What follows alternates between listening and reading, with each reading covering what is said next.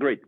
So my name is Stanislav Partasov. If you never met me before, I know a couple of faces here. You previously met me, but usually, like, there are only eyes, so maybe I don't recognize you. So my name is Stanislav Partasov. I'm working here for a year. So today is my actually celebration of the year in Innopolis University. So I came here to read the first lecture a year ago. And before this, I came 5 years ago. So I was working here previously as a postdoc. Now I'm a assistant professor, like a docent in Russian. And I'm teaching the courses related to machine learning, information retrieval, artificial intelligence. And next semester, maybe, I don't know how it will be organized, but in September, just there is the initial negotiation. I will be given the course in quantum programming, so programming for quantum computers. So there are no quantum computers, but there is programming. So if you want to experience something which is impossible, then maybe you will become the part of the course. Great. So today we are running the first block of the course, and today's session will be separated into two parts. First will be an introductory part, like the first lecture, where I will speak about how the course is organized and what we will speak about in the whole course. Okay. And the second part will be devoted to quality assessment of information retrieval systems, which you don't know yet what is. But after the first block, you will understand what we assess, and then we will speak about how to estimate the quality of a system which retrieves information for a human. Okay? Okay, and slightly later, I think in the break, I will do attendance check, okay, because I also have to do this. Okay, I think the clicker is working. So yeah, so who we are. My name is Stanislav Partasov. In this university, you can sometimes hear just short form Stas, because I'm the only Stanislav here. So that's how I can be attributed. I sit in the room 463, it's like by the steps, and to that side of the university, this is the room. Anastasia is sitting here and also in the room 463. So you can find us, just remember our faces. We're your people for the course. There are emails, and also some of you are already there. I think the guys who are online, I saw your names, but also if you open Moodle, you will find the link to a Telegram channel where we can post some news about the course. This is important because Moodle is you have to go there and check. In Telegram, it just runs into your mind without any barriers. So if you want to subscribe for this channel, some materials is better to share there. Okay, so this is the Telegram channel. And what we speak today, okay, so the first lecture, the first block, first an hour and a half, how the course is organized and taught. It's a complicated thing because of multiple things. First of all, because this is the new topic for me. I never read information retrieval before last year. And also because this is the new form of the semester. I speak about lectures, labs, and grading, an exam, which is non-existing in this course. And we will speak about information retrieval, some general things about what is actually this course about. Because usually, even people who are working in the area of information retrieval, I checked this yesterday. I wrote to my colleague, whom I was working together with in Yandex, and asked him, would you like to give a guest lecture in the course of information retrieval? He said that sounds like interesting, but what is information retrieval? And this is usually the problem. So no one actually knows what is this. Okay, we'll give some definitions, some topic overviews, watch some video, and maybe do some, I don't know, some interactive activities. So first of all, how the course is organized. This is the most important thing because students usually care about what? Sleep, scholarship, and free time. This is usually like three resources which you care about, and I will definitely influence your sleep, and I will definitely influence your scholarship. Yeah, I don't know, and free time also, yes. So this course, as any other course, consists of 15 lectures. So in our university, we took an approach that the course is 15 lectures course. In other universities, maybe it can be different. So in Russian universities, it can be 17, 18, sometimes even 20. But here we have 15 lectures and 15 labs. Usually these are 15 weeks, but you know that this is not the case for this semester, this block. So we will end up in 8 weeks. So this means that there will be 7 weeks which has the same, like 2 lectures and 2 labs, and 1 week, the last week. Can you preserve social distancing, please? Thank you. And 1 week where there will be a 1 lecture. For now, I suppose this will be the lecture, the guest lecture, and 1 lab, the last lab. Okay. So how it runs through the week. So maybe you already read this in your documents and Moodle, but let me clarify that today is the first of these Wednesday's meetings in the morning. We will spend 3 hours today. I will be reading lecture. Okay. Later today, after the lunch break or whatever you do in the lunch break, we will have a lab which is related to your homework. So there will be, maybe you already saw, there will be an assignment in Moodle for which you have the IPython notebook, the Jupyter notebook, which is actually like a tutorial you need to go through, which gives you like an observation of some topic or 2 topics, depending on the size of the homework.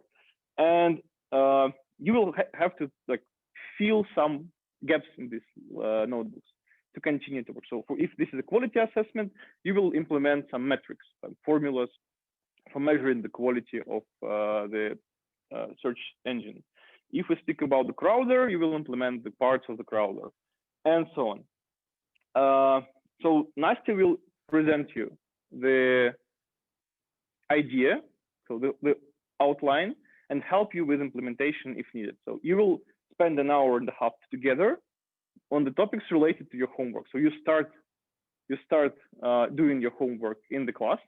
Of course, like practice showed that you will never be able to like finalize it in an hour and a half. Some students can, but again, I speak about majority. There are students with different backgrounds, those who were programmers before, those who were not, and that means that you will need slightly more time than an hour and a half for the homework. So you will continue doing this at your own, and the deadline for submission will be Monday, 6 p.m. So that time you need to submit your field notebooks to Moodle, and the details of this process you will discuss with Anastasia because she will be grading these notebooks. Okay. There is another session, and this is the new like invention. This was not the part of the course last year, so this is an experiment. That's why I cannot say how it will go because I have no previous experience in this. But last year, what we tried to run a project with students, and actually we failed because students did what? They did nothing for a whole semester, and in the end they tried to implement something. And what they found that there was one topic among the proposed which actually matched with the homework, and they just copied their homework and tried to defend it like a project. It was a pity because like it was, I think they could benefit from it. They could do something interesting, but unfortunately, there were only few good projects, like among 32 students who came to the course. So here we decided to do something different, and this different will like force you to try technologies, and this will be a hands-on lab organized in the form of competition.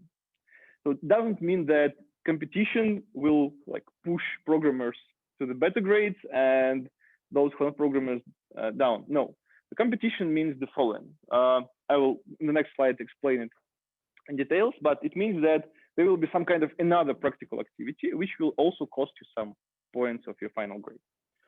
As for the course materials, you already found there is Moodle, but also I started the new project in GitHub, which you can, I think, not clone, but better check out. And I will update it because there is a state of previous year. So I will create new homeworks there. So there's a link. It also, I hope that you will be able to find it. Just copy it to your computer. And this also will hold the template for your homeworks, some links to materials for the course, and so on and so on and so on. What about the course itself? There is the only and the main book in the world, which is actually called like Introduction to Information Retrieval. And this book is accessible by the link. It's public, so there is no problem with downloading it. You don't have to buy it. And also it is referred in GitHub and other materials major materials, which will be the links in the slide. You will see a lot of links in the slides. So I expect that you read a lot. So you click the links and you follow and read the articles. Usually you don't, but I expect. So other materials are referred in the GitHub, and also they will be referred in the slides, and sometimes I will maybe put some materials in Moodle. Okay, grading. So the most important part of the course, grading. So there will be home tasks. Yeah, usually there are some, and in this course there will be 7 of them. So 7 weeks, 7 full weeks, 7 home tasks. 1 will be given today, and it will be each week. So each of them will cost 10 points out of 100. So you can get 70 points just by doing your homework perfectly. Okay, that's great. If you succeed in this, so your expected grade will be B. So if you finish all the homeworks in time and in a fully manner, you can have a chance just to get B for the course without doing anything else. Okay, sounds okay. But even if you fail something, if you do some mistakes or whatever, you still pretend for C just by doing only homeworks. Okay, and there is a second part related to the contest labs.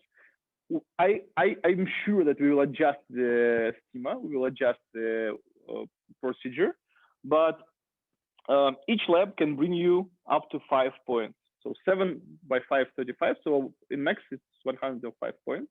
So the slight gap to be sure that you have the good A.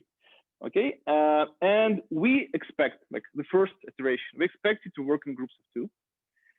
I see that there are already some groups of 2 here. People sit together. Maybe there are some people online who know each other. We'll create kind of teams. So you can work personally. You can work on your own if you don't want to share the result. And you can work with someone if you know that this will benefit to you. And if you complete the task in this time frame, in a limited time of your lab, you will get 2 points for this. So if you count, you will see 70 for homework and 7 by 2 for this, you will get A. So just by attending all the sessions, doing all the tasks and doing the homeworks, you can get A for the course. Okay, it's a good chance to get A. But if you think that you're a warrior and you want to beat others, you want to write the better code, the faster code, whatever, you can get up to 3 points for each submission if you have top 3 result in your. So you have 17 students here, so it will be 9 groups. Up 9, the smallest number is 9, so 9 plus groups. So top 3 will get additional points, which can give you a chance to, for example, to sacrifice 1 homework for 3 wins, or to sacrifice visiting a lab by winning the competition. So it's up to you. So just if you're a hard worker, you can just come to all the sessions, complete the tasks, and you will get A. If you're a warrior and if you like sleeping in the morning and you don't want to attend the labs, you will have a chance to play the Russian roulette and check whether you're perfect that much that you can complete all the tasks better than others. Any questions about this grading schema? Online, offline? Yeah? Any other point? So 70 for homeworks and up to 35 for labs. So 105. No exam, no midterm, no theoretical questions, only doing tasks. Okay? So this is yes, question. Home tasks and what? And contest. They have they share the common topic. Sometimes some parts will intersect, and as in this week you will see that, for example, your homework is to implement the crawler, and your contest will be to crawl some website. So it can benefit. So if you do a contest, you can move forward to your homework. Okay, so it can be beneficial too. Any other questions? I have a question. Yes. What is the deadline for the contest labs? I understand homework task before the the deadline is till the 6 p.m. of next Monday. Mm-hmm. But what about the contest labs? The question is about what is the deadline for a contest lab. Anastasia is answering, and I will repeat the answer for this. So Anastasia says it's the end of the lab. So there will be a deadline in Moodle, like a time which you should use to submit your results before. But I think that if it will be organized in the form of a contest, those who pretend for 4 points, you will submit your solutions before to run and compare your results. Okay.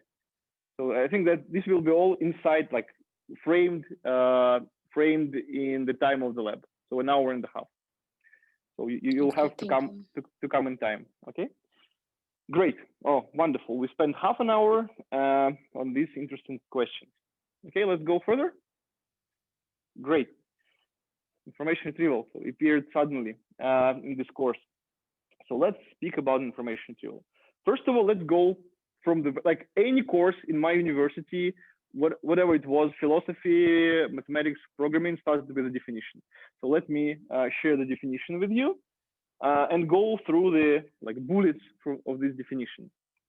And also I want like to see a highlight for me. Okay, so information retrieval is finding materials, documents in unstructured, some context, some nature, satisfying information in and in large collections, blah, blah, blah, blah, blah, from the book, the book which I referred before. So let's go for highlight by highlight. What does it mean finding documents? Previously, this task, like information retrieval, was not in sphere of our science. So computer scientists were not doing information retrieval. There are people who are doing information retrieval for many years. And these professions are librarians. Did you hear this term? A librarian, person working in a library. These are paralegals, the people who are helping, for example, lawyers to find the corresponding law for this particular case. So there are people who are just running around with some documents, legal documents, trying to understand what this case refers to. So actually in Russia, it can be law. In the United States, it can be the case in the court, which previously happened, which is similar to what is actually happening. So these people were trying to find the relative information. And of course, it took time. Okay, and this was their work, to spend time on searching something. And these are analysts, people who do some analytics. They're trying to find some data in some tables, books, whatever. And they were previously the paper sources of information. So finding information, finding documents, you understand what does mean finding documents. You take the old woman in the library and run her for kilometers to find the book for you. This is what happened like in my childhood. Unstructured. Okay. That mostly means text, unstructured, like some text. Of course, today we speak also about multimedia data, like images, videos, audio, and so on. Mixture of these formats, and this is different from database search. I will say that yes, a lot of methods and a lot of data structures which information retrieval uses actually shared with databases course. So if you had the databases course, you will see some relations, some index structures which are similar, and so on. But the general difference is the following. So when you create a database, you initially think about the way how you will access the information. There is a abbreviation called CRUD: create, read, update, delete. So operations which you do with the data in a database. So you organize the data to be accessed. So you know what will be done with the data, and you organize the data in advance. That's the power of databases. They allow you to do some cool queries to your data and to get the result faster. In information retrieval, no one prepared the data for you in advance. So you need to find the important things in the data, which is just laying somewhere on the hard drives of your company, in the internet, wherever. Okay, and this is the this is the difference. That's why information retrieval can be thought as a slightly harder task. So for data in a database, you put the values into some fields and you access these fields. Information retrieval don't even know where is the address, where is the name, where is the organization name, and so on. So we'll need to somehow find this information. So satisfies needs. What does it mean? Satisfy information needs. There is always a goal. So when you use any system, there is something which you are targeting. So you came here not to learn about information retrieval. You came here to get a diploma in data science and to get a better job. Maybe a better job, maybe a first job, depending on your, like, maybe there is another goal. You didn't want to stop learning. You love learning. You came to school, then you were a bachelor, now you're a master, later you will go for PhD, and you will keep sitting in this university for ages. This can be your another goal. So you're pursuing your goal, and in terms of information retrieval, we assume that our goal is information need. So we need some information. We access the system to get some information. This is the way for why we communicate with the system. Okay. Actually, human would be glad to outsource problem solving. So for example, if you can say that I came here, pay some money, and in 2 years or maybe faster, someone will bring me a diploma, like the paper saying that I'm a master of data science and my knowledge is here. So I will be happy. But unfortunately, you will need to stay here for 2 years, attend the lectures, and do something. This is how it works. So that's why we understand that systems cannot solve the problems for us, but they are moving towards this. And you will see, maybe you even on your ages noticed how search engines changed for the last 10 years from the websites who were just showing you the results of the search to the websites which are giving you the ability to chat with the provider of some service right from the page of the search engine. And also large collections. So what does it mean? What's actually important about large collections? So first of all, there is an information overload. You remember there was previously a service, maybe you don't remember. Do you know the RSS? The channels with XML data, which you can subscribe to and read and use, okay? And there was a Google Reader service, which was closed by Google. The problem was very interesting. They're all, like today you listen to podcasts, you read some news and so on. And previously people were reading for some articles in journals, in online sources, in blogs. And it was possible to select the best ones in the market, create a subscription for you. Like a lot of services provided this. For example, LiveJournal was doing a feed into XML. So you collect these sources of information, you create your own bucket of news, and you read your own like feed of news. And what happened to any of my friends who were maybe self-organized, non-organized, who were using such kind of tools? They were using XML readers, like RSS readers. They did what? They were just flooded with information because they were trying to find this better resource. The subscription feed grew. And one day, the amount of time you need to read just became enormous. And like no one could go through all the articles. And you just start skipping, but you cannot remove it because it's like a very interesting source of information. You cannot just get rid of it. And today, this is the fact, information overload. Yesterday, I was just, someone built a pile of hyperlinks around my head. So just people were dropping the hyperlinks into me and say that please read it, just in Telegram, because it's a work in process. And in this world, this large collection means that you know that the amount of information you can need is enormous, but you still need to find something to solve your problem, okay? And this is the first thing. So there should be something or someone who will do cleaning for you, okay? So someone who will remove not important things and push up important things. Second,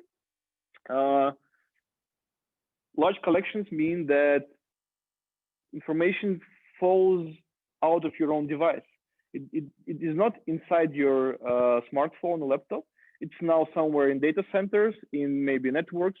So the information which you use every day is distributed around all the world. Okay, so you will need to access multiple machines per day to find what you use. Like you cannot imagine that there is everything you need in a database in your machine. No. So for now, you use just a distributed context. And also, large collections mean that scaling, like the scaling of sources, creates a new problem. It's the problem of complexity. If you think about algorithms, you understand that previously, like imagine that you have a small library on your laptop, like some books which you read or some documents which you use, and you run grep or something, some tool to find the substring in this document. So you need to find some particular book, and it will end up in a couple of seconds. Then you understand that grep is using like a linear algorithm to scan through all the documents, and then some kind of indexing come, for example, the inverted indexing, and there will be square root of n. So square root of n is much better. So even the collection is growing, the time of search is growing not that fast. But for now, you have hundreds of billions of documents which you search through, and the square root of hundreds of billions is a pretty big number still, and it means that retrieval of a document from this big collection is a harder task for algorithms. So you need to create better algorithms to search in these big collections of text. Okay, so large collections means everything. Distributed context, very large collections mean very large collections, and also the fact that the amount of information you search in, you don't even actually know what's the size of the field where you search. Okay. Let's go further. Yeah, anytime you have any question, any comment, you're free to, yeah.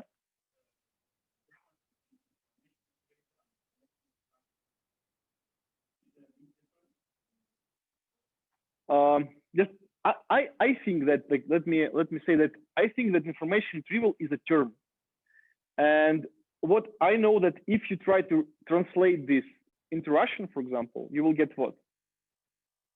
Informaционный поиск, information search. That means that information retrieval is kind of a term which is fixing this area, saying that we are speaking about systems which search in a big collections of information. Extraction means you search for particular information inside the document.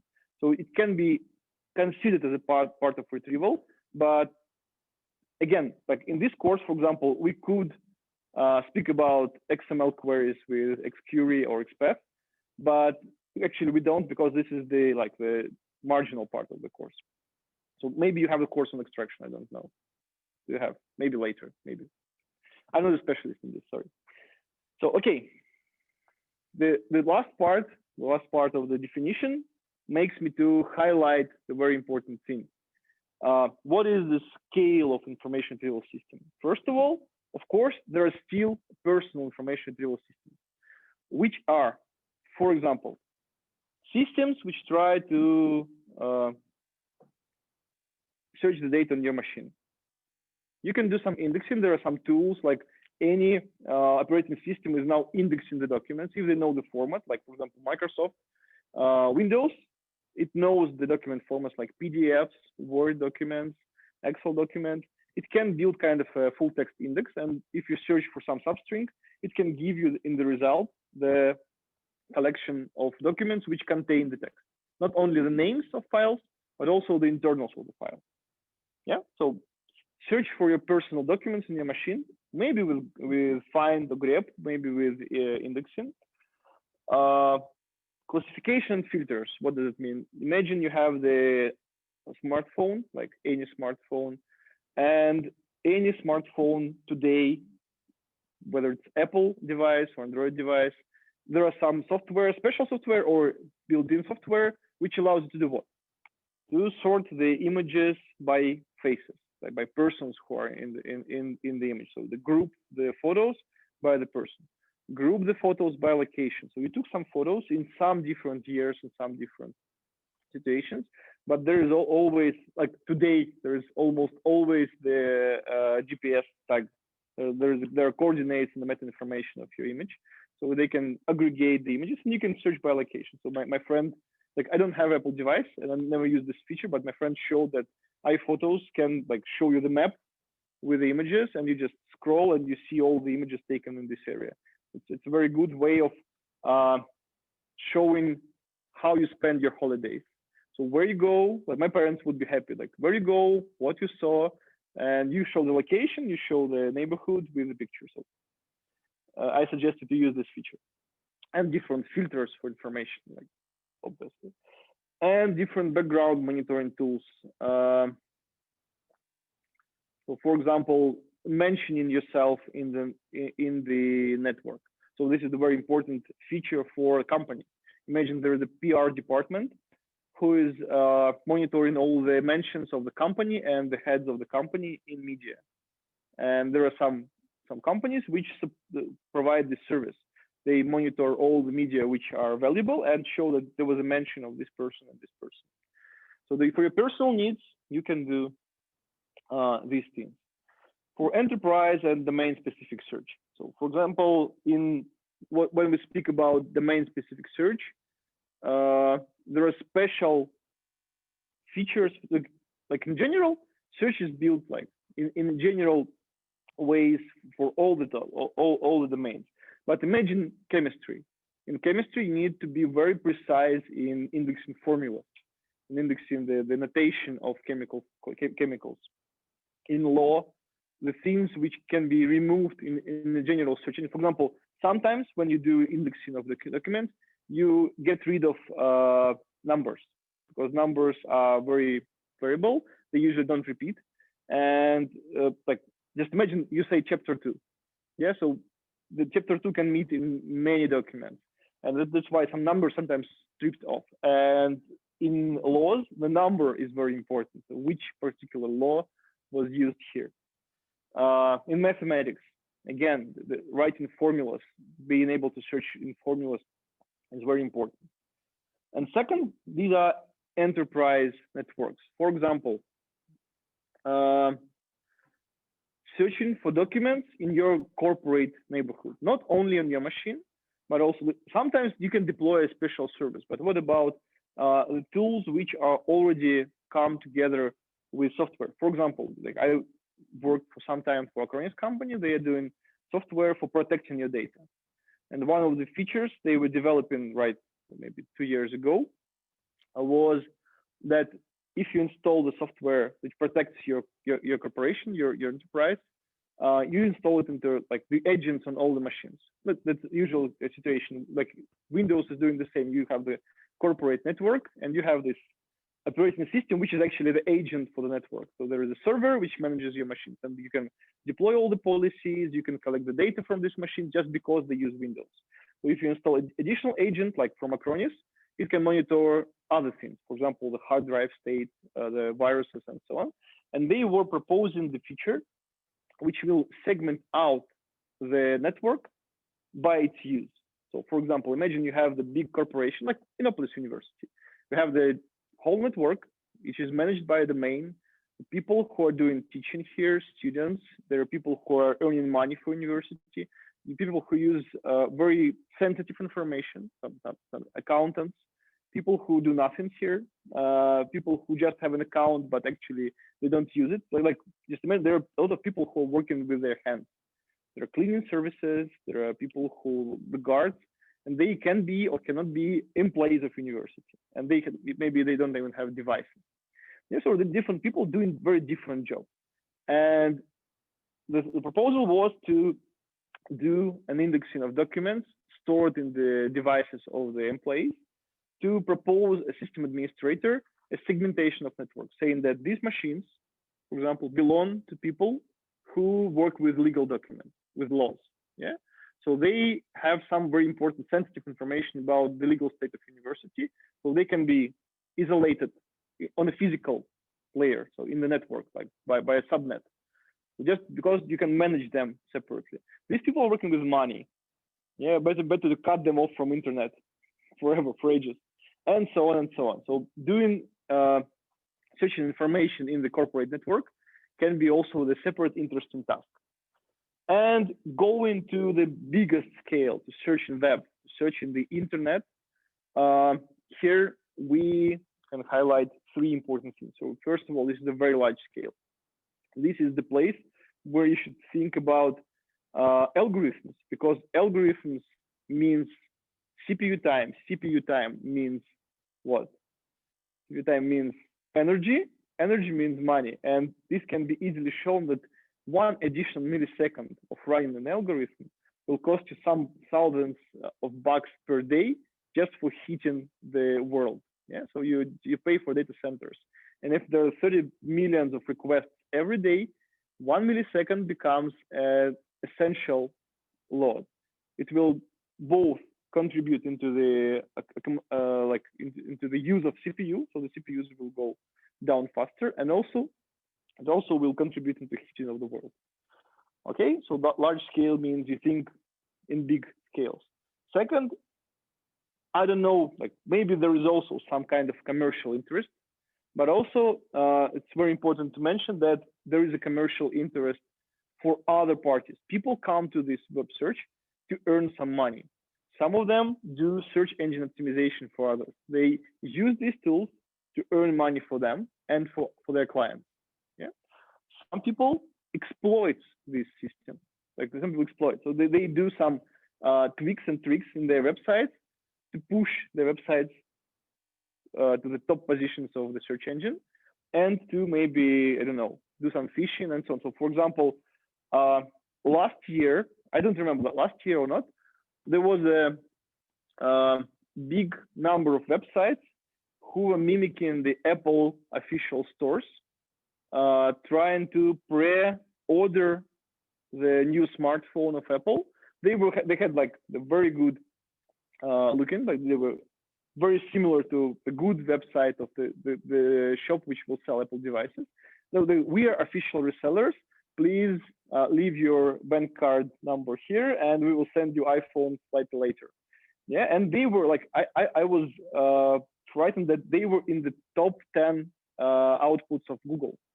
So just imagine you type new iPhone something. There is a like shop. You just click. You see the website. So please enter your data, and we will send you an iPhone. And your data comes nowhere. And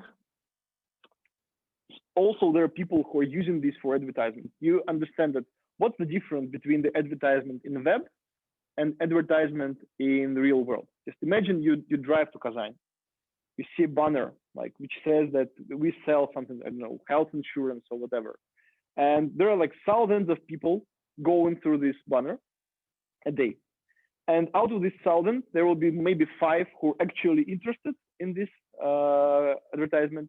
And there will be one of them, maybe, or 0, who will actually see this advertisement, because like you look at the road, you drive, you don't care about advertisement at 80 kilometers per hour. And then that means that the conversion is very small. When you go to internet, 30 million of people, like 1 billion of people, depending on like Facebook, maybe billions of people, come to your website every day, not thousands. Okay, so the scale is bigger. Second, you can do targeting. That means that you can show for a much bigger part of people, relevant people, this advertisement. Even those who are not driving to Kazan, those who are driving to Yoshkar-Ola, those who are driving to Innopolis, they will all see this advertisement, not because they're driving somewhere, because they need this information for some reason. You can predict. And that's why advertisement in internet is much more efficient than in the physical world. Of course, it costs money. There are people who earn money for selling advertisement and for taking the places in the website. And also, when you speak about web search, this is very heterogeneous data. You index the whole internet. The data is very different on the website. Since 2007, generally in all the areas, there are services which provide search in videos, in images, and now you see that if you type something in the search engine, it will give you all. It will give you text, images, videos, all together. Yeah, so it's search in a heterogeneous environment. Okay, these are scales. Let's go through major research milestones. These are slides which actually were from the original lecture slides for the book, which 2009, but I added some links and some explanations to them. So first, as I mentioned, you remember that information retrieval was previously the job of people who were not involved in information sciences. They were doing like paper search. And actually these guys, the Lan, his works in automatic indexing in late 50s, where he was working in the library area in IBM. He was working for IBM, and he's known for two things. First of all, he is known for checksums for all the cards we use, plastic cards. So there is a protocol which says that how the checksum is integrated in the 16-digit number in whatever, in bank card, in your any card for your shop. So the algorithm was proposed by this guy, but also he introduced the thing which is called KWIC, which means keywords in context. This was the way of organizing information, which allowed you to search for what you need. So what does it mean? Imagine you have some words which are important, like not articles, but maybe some important verbs, some important nouns, and you do what? You take all the sentences, some context, and you take each word, sort them in a big list, okay, from A to Z, and you put the context. So you said this word in this sentence, and what you have like a big list where in the center, in the bold, here's even the picture, the language. You see the word language here, yeah. So it's in bold in the center, and to the left and to the right there is a context. Okay, and imagine you come. This is the word, yeah, and this is the context. You come to the library and you want to search something about Excel. How it will work? You will go through the list. You will find where is the books, the Excel is mentioned. You look in the context. You sort with this information, with the context, which sentences are relevant to your search, which are not. And then on the how to call it, on the side, you will find the reference to the book and the shelf where you can find the information. So this is one of the way of organizing the search in the library. So you search by keyword. This is the first iteration of full text search, which we use in databases and information retrieval. Later, the Cleverdon, he was also the librarian, and later he worked for Cranfield Institute of Technology. That's why it's called Cranfield Evaluation Methodology.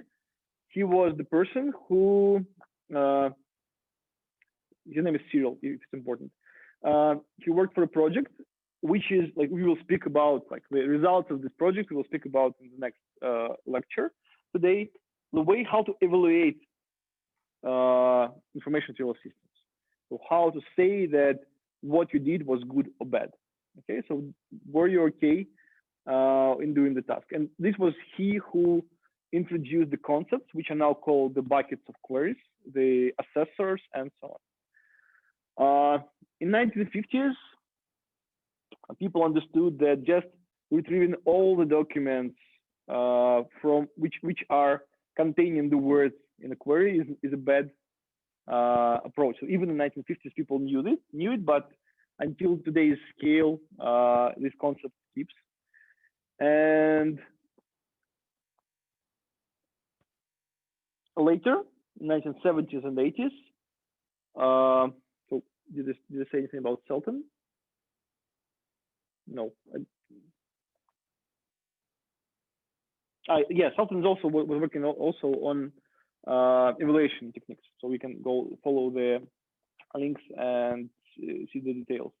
70s and 80s were the era of creating bigger systems and also new approaches. If people know that just retrieving the documents containing the words is not enough, if there is a difference in evaluation in this output, so even the order matters, there should appear another ways of searching. And vector space model and probabilistic models appeared in this time, and we will speak about them, of course. And later in 90s, what was important, the language models came. So people are working with machine learning, people are working with NLP, and language models became important. So not just the frequency of documents and the words appearing there, but also how the language is modeled in the document was important. In 1994 or 92, the TREC evaluation, text retrieval conference, this is a track, started the competition, yearly competition, which runs until now. So it's like almost 30 years. They do different evaluations of information tools. There are contests in different areas which you can participate in, building your own solutions. And of course, this is worth mentioning that 1997 and 1998 were the years when the first big search engines in the web appeared. So Yandex 1997, Google 1998. People started searching in the web. So that time the problem was much smaller. The amount of links in the web were very small, but today still these companies, you see that those who started doing web search in 1990s are now the biggest companies in the world. Okay, and today even more applications. We are still learning how to rank the documents. We don't know the exact answer how the document should be presented to a person to satisfy the information needs. So there are still things to improve. We jumped into scalability problems because previously internet could fit into a single machine. Today, even indexing an internet is the problem of hundreds of machines. So to put the index of the internet, you need hundreds and thousands of machines just to keep only essential information. And of course, today, you cannot imagine that Facebook, Yandex, Google will return you the answer for your search in a minute. For any of these systems, for Facebook, for Google, for Yandex, they have the threshold. Usually it's shared, it's 1 second per request. So you need to return the result, the search engine representation, in a second. So you type the query, in a second you should get the result. Just imagine how many things are happening behind. Yeah, so what's the size and the complexity of infrastructure which should support your speed, this speed. And few highlights again. Few highlights about today's information retrieval. So it processes data quickly. It allows you flexible matches. So it means that it considers the language which you use. It considers the typos you put. It considers some kind of context which you are in. So for example, the search for weather when you're situated in Innopolis and when you're situated in Annapolis will be different, yeah, even if you put the same query into the same search engine. And also rank retrieval. So ranking is one of the most important. Being able to, like, you can, for any document, return all the variety of documents from the internet, but being able to show the best ones in some understanding relevant documents is very important. And the term of relevance is the key term. So we'll speak about this in this next lecture again, but let's stop here and think about what is relevance. You came to a search engine, to any information retrieval system, for what? What's your reason? You need to complete some task. So when you do a homework, you need some article on the topic, or you need I don't know, Stack Overflow article about the problem. You need something. Yesterday I used it for to run my Arduino because it wasn't working. So I came to Google to find an answer for this question. Okay. So my goal was to make this piece of metal work. Okay. So, but it was not working because it was a Chinese replica with the different controller for USB. And I never knew it. I just bought it on the Kazan Express. They brought me the chip, and I was like, I plugged it into my machine and said, "Work, please work." No. And then I need to ask some questions to the search engine to be able to solve the problem. And there were like two such steps. First of all, I made it work with my system, and then I understood that it doesn't work with my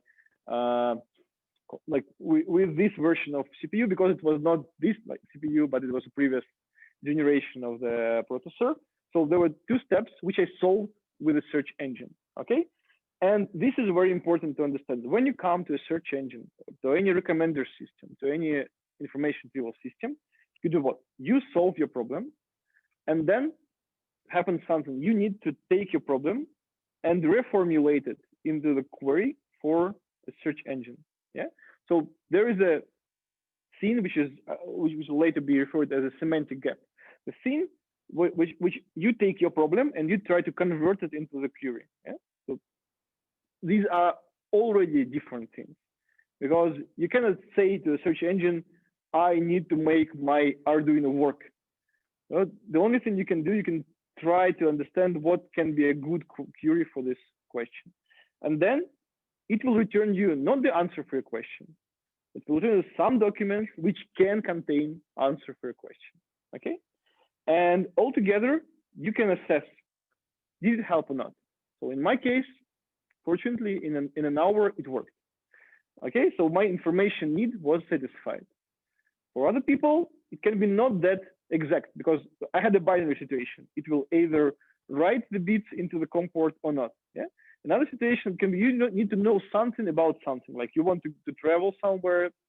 I want to travel somewhere, and you need to know some information about this place, maybe about finances, about the sightseeing, and so on. And you type, I want to know everything about Italy, and whatever comes can satisfy you fully, partially, or you even didn't expect to see this result, but it was interesting. Yeah. And that means that relevance is not a binary thing. Sometimes it's a scale of opportunities. And what is the most important about relevance? Yeah, there is the word personal. When you type the query, when you type a query, you want something, and the other person can type the same query to learn something different. If you're like, let's just imagine, if you're a young person and you don't know about Metallica, you type this word into the search engine to read about this group, like in Wikipedia, because like you're young, they're old, who are these guys? But if you're an old guy, you definitely know who are they, and you type this query to do what? To listen to their music or to see their like clips, or maybe find the website of the group. And giving the same query to the search engine can satisfy different information needs. Okay, and that's why the relevance of the result can be dependent on what you actually do. Yeah, so this is a very important concept which you should understand. If you take 10 different people and show them a query and the output of a search engine, they will give different marks to the result, saying that these people said that this was okay, others said that this is not what was expected for this particular query. Especially like this is my question was like, my example was very, how to say it, abstract, but the concrete example can be just imagine you type the word president being in different locations. So you type president like 1,000 kilometers to the west, and unfortunately there will be not Putin but Lukashenko. Yeah? And this happens. So the same query can give you the different expectations. So the relevance is a subjective measure of a person, which says, was the information need satisfied or not? We have 25 minutes left for this lecture, and I think I'm slightly behind of time. So what information retrieval cares about? Again, these slides were from the original book, so I'm paying respect to the authors. Speaking about scenes which you should understand. So doing information retrieval, you should speak about query representation. Query representation involves both lexical gap, so it means that if you search for this term, it means the following. Sometimes you try to remember a scene, how it's called, like the scene which that what, and it appears that there is no such word. Just there could be this word, but unfortunately there is no such term yet. Okay, so no one introduced the term for this scene, and this often happens between the languages. For example, the word hygge? Yeah, so like the comfort in terms of Scandinavian countries. So there's a concept which has a word in one language and a big phrase in the other, and vice versa. In Russian, we have a lot of such words which have the exact meaning, but some concepts are missing in our language. And that means that sometimes to be able to formulate, like to type a query, you will need to type the very long phrase, which can like blur the meaning of your information.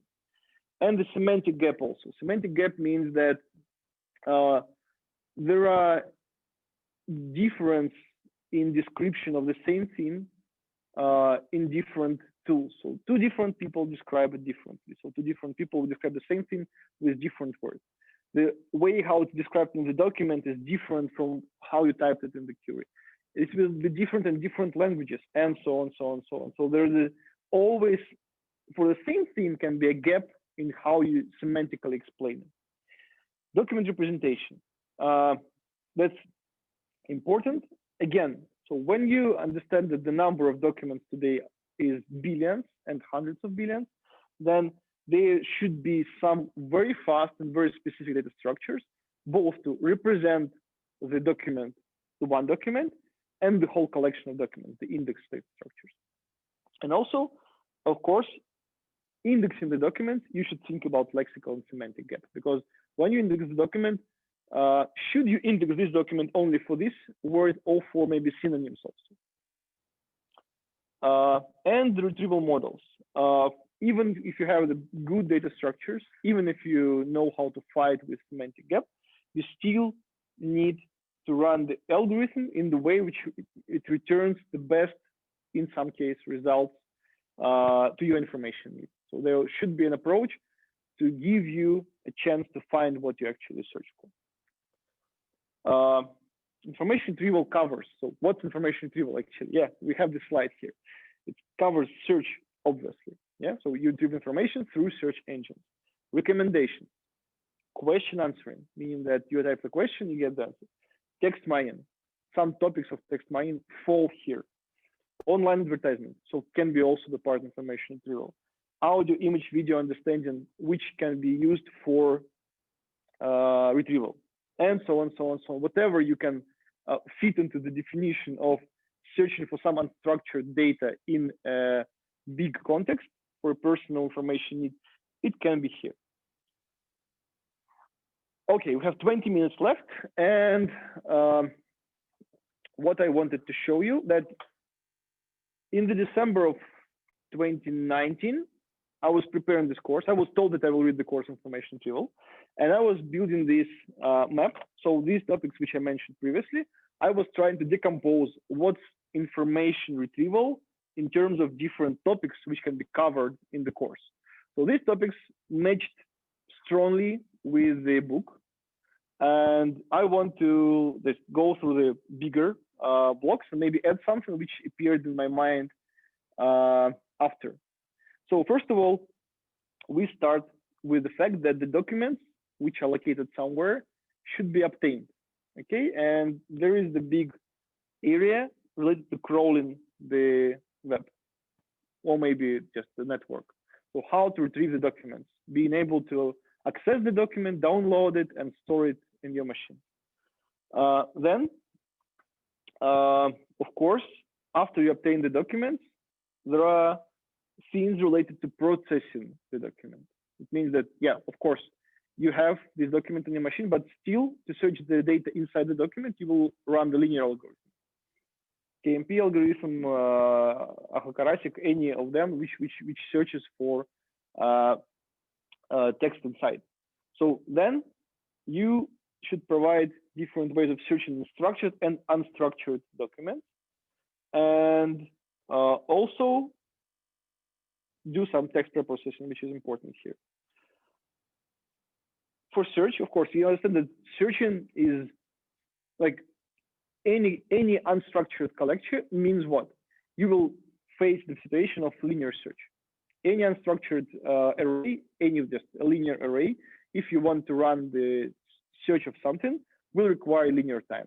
That means that there should exist something which is built on top of the data, which is called indexing. Okay, indexing is like, you, I hope, had the course on data structures and algorithms, and you know that there are two ways of searching for numbers. First, you sort the array, and then you do what? You do a binary search. Yeah, it's logarithmic. But first there was a sorting part, yeah, and this sorting is creating a structure upon the second is to build an index structure and preserve the data in the positions. So which will be, for example, building a tree, search tree, a binary search tree, B tree or whatever, which is actually the same, but instead of sorting the data itself, you build some kind of a navigator, which will lead you to the desired position in the same logarithmic time. But building a tree is again taking the time which is comparable to sorting, it's n log n. So indexing is the additional step, very important step, which allows you to achieve the fast search in the collection. Then you do search with the queries. You put the query into the search engine. So what about preprocessing the queries? About thinking, can we do something? Fix typos, autocomplete the query if you type something long, and you can suggest a person an extension for the query. What about searching for intent or obtaining the context for the query? Then quality. Quality is very important. After you build the system, is it good or not? Is it compatible competitive to other search engines? Can you fight Google? Can you take your market share? So how can you assess the quality of your solution? Does it solve the problem of information needs? Architecture, again, this is, I think, the most interesting thing, because search engine architecture is funny. It's like there are few search engines in the world, so the number of good ones are just like, I can count them in my single hand. So it means that there is no such a discipline. But what I can show you the one, yeah. So the architecture of one search engine. Working with non-text content, which is not covered in the book at all. So information retrieval of images, video, and audio appeared, like the first implementations appeared in 2007. The images search for Google and Yandex appeared in 2007. The book was published in 2009, and it doesn't include any topics on video and images search. Like quality is strongly related to ranking. So if you want to achieve the best quality, you will face the problem of ranking. So how the documents are ranked in the order of documents is important to deliver the best quality for a person. And among all these things, I saw that I forgot that in quality part, there should be a quality assessment infrastructure. So the different tools, things which are used to measure quality and to ensure quality, to bring this quality into the system. What else? Yeah, I think that these are the major things. Maybe something which I missed here will be covered in the course, but these are the things which you think about when you build an information retrieval system. So you can look at this schema as to the reference for the course, maybe some outdated, but still the reference. And the lecture finishes at 10:40, yeah? First one. Okay, so we have enough time, and I think that I have 3 slides left. So how the search works. I want you to see this video. For those who are online, you can see this video in YouTube. You just can open it in your machine for your convenience. I will play it on the projector here. I hope it will be able to play some sound from somewhere. No sound. No sound. Just a second. I will look for. Yeah, because the sound is off in the machine. And let's say like this. Так. And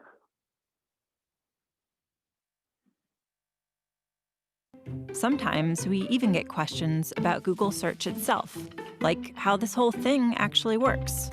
And while this is a subject entire books have been written about, there's a good chance you're in the market for something a little more concise. So let's say it's getting close to dinner and you want a recipe for lasagna. You've probably seen this before, but let's go a little deeper. Since the beginning, back when the homepage looked like this, Google has been continuously mapping the web, hundreds of billions of pages, to create something called an index. Think of it as the giant library we look through whenever you do a search for lasagna or anything else. Now, the word lasagna shows up a lot on the web. Pages about the history of lasagna, articles by scientists whose last name happened to be lasagna, stuff other people might be looking for. But if you're hungry, randomly clicking through millions of links is no fun. This is where Google's ranking algorithms come into play. First, they try to understand what you're looking for, so they can be helpful even if you don't know exactly the right words to use or if your spelling is a little off. Then they sift through millions of possible matches in the index and automatically assemble a page that tries to put the most relevant information up top for you to choose from. Okay, now we have some results. But how did the algorithms actually decide what made it onto the first page? There are hundreds of factors that go into ranking search results, so let's talk about a few of them. You may already know that pages containing the words you search for are more likely to end up at the top. No surprise there. But the location of those words, like in the page's title or in an image's caption, those are factors too. There's a lot more to ranking than just words. Back when Google got started, we looked at how pages link to each other to better understand what pages were about and how important and trustworthy they seemed. Today, linking is still an important factor. Another factor is location, where a search happens. Because if you happen to be in Ormea, Italy, you might be looking for information about their annual lasagna festival. But if you're in Omaha, Nebraska, you probably aren't. When a web page was uploaded is an important factor too. Pages published more recently often have more accurate information, especially in the case of a rapidly developing news story. Of course, not every site on the web is trying to be helpful. Just like with robocalls on your phone or spam in your email, there are a lot of sites that only exist to scam, and every day scammers upload millions more of them. So just because instantvirusdownload.net lists the words lasagna recipe 400 times, that doesn't mean it's going to help you make dinner. We spend a lot of time trying to stay one step ahead of tricks like these, making sure our algorithms can recognize scam sites and flag them before they make it to your search results page. So let's review.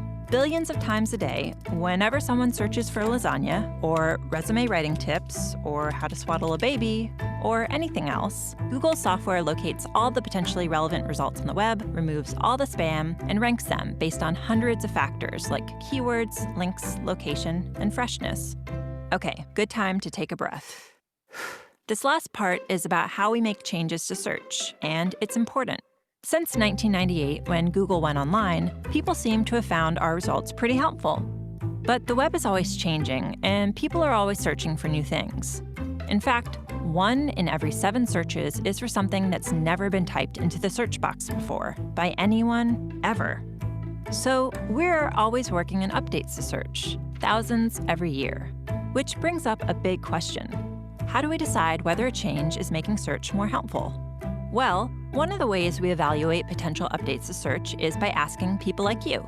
Every day, thousands of search quality raters look at samples of search results side by side, then give feedback about the relevance and reliability of the information. To make sure those evaluations are consistent, the raters follow a list of search quality evaluator guidelines. Think of them as our publicly available guide to what makes a good result good.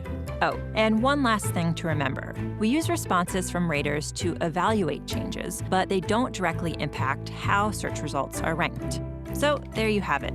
Every time you click search, our algorithms are analyzing the meaning of the words in your search, matching them to the content on the web, understanding what content is most likely to be helpful and reliable, and then automatically putting it all together in a neatly organized page designed to get you the info you need. All in, 0.81 seconds? Wow. Anyone else ready for dinner?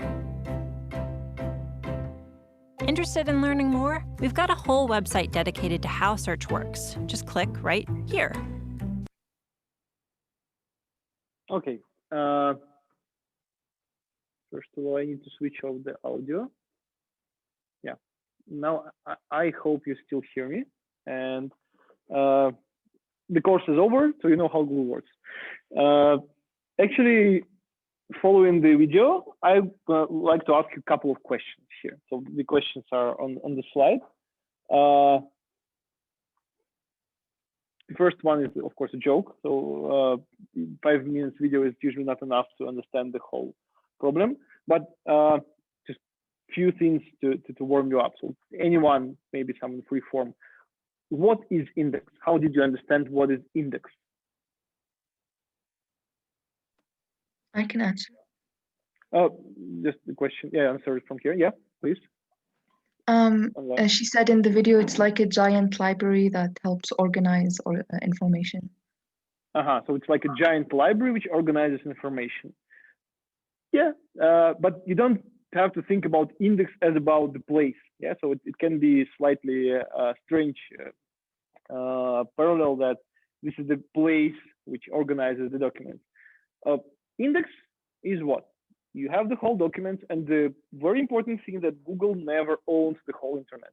What Google owns, some kind of a projection, a short copy, smaller compressed copy of the documents, which are useful for indexing. So this is not the whole actual web. This is the part of web very, how to call it, squeezed. So the only essential information.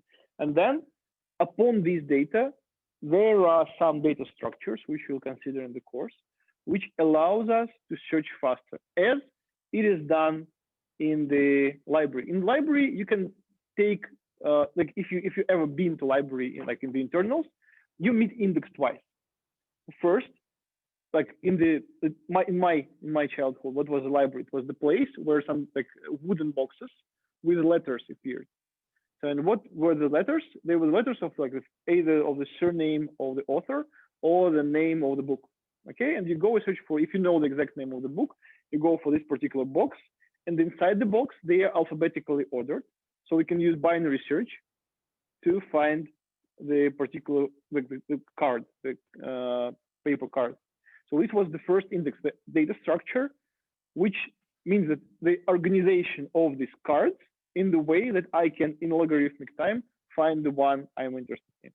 The second thing that having this card, the librarian could find the book, not by crawling the whole library and matching the number, but in some smart way in 5 minutes, using some, again, I think logarithmically timed procedures to obtain the best row, shelf, and the book, because they are standing in the alphabetical order. Yeah, so the index is the way of organizing the data. Sometimes it requires additional space. For example, as in the library, these wooden boxes with cards is additional space to organize the books in the library. Okay. What is scam site? Can I answer? Yeah. If I'm not wrong, you earlier give the example of fake websites who are like, how would I say, who's like say that we are official dealers of iPhone or Apple products, something like that, with fake rating. Yeah, you're almost right. Yeah, so scam sites actually, these are the sites which are showing something which you search for, but actually suggesting you something different. And depending on how good they are, they can do it in the way that for you to just enter the website, you just catch the link, you follow, and you understand that you're not in the right place. Or second, as it was mentioned online, that it can lead you to the website which looks like the one which you wanted. So the one which sells iPhone. But the actual situation which will happen when you will print your card number will be different. So you will not get the iPhone, you will get your card blocked for some time and money lost. So yes, scam sites, which are sites which are exploiting the power of information retrieval systems to follow other needs, to fool you, to achieve some result in unfair play. Okay.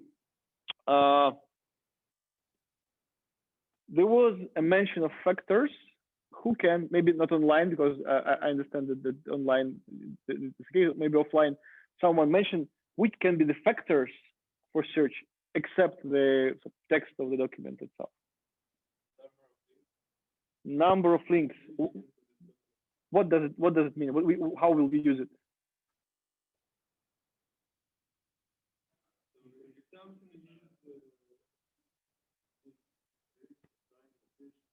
What about the number of links?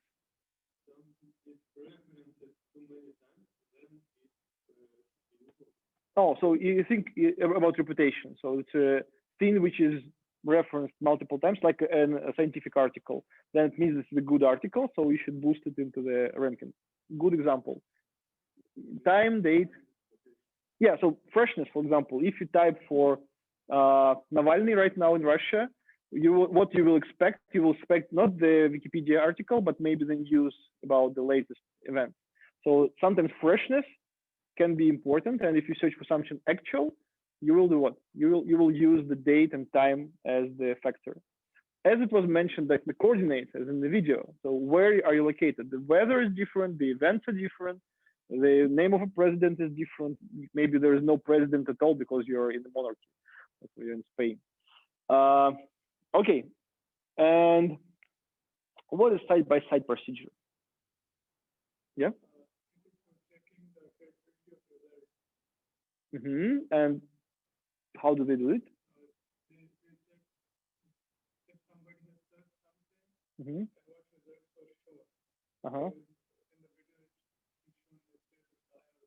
No, I mean, why it's called side by side?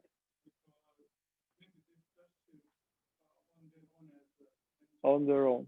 No, actually, we will speak about this in the next lecture. Like side by side is the way to improve the service, and it works like this. You have the current state of the search engine. Like imagine it returns you the same result each time you paste the same query, and you make an improvement, and you want to compare your improvement to the current state, and you give a person two outputs of the system and ask whether the new one is better than the previous one or worse. And then by having some like bunch of queries and people who are doing this task, you can measure in average. Is it in average better, or is it in average worse than the current state? And the same you can do for comparing two search engines, the two outputs of Google and Yahoo, Google and Yandex. You look and say, side by side, honestly, which is better? Okay, so this is what it is used for. There are other tasks which assessors can do. The people who are in the video, we will speak about them in the next lecture right after the break. Okay, I see that only a few slides left. Yeah, after we went through the video, now you have the general understanding of what's the Google architecture.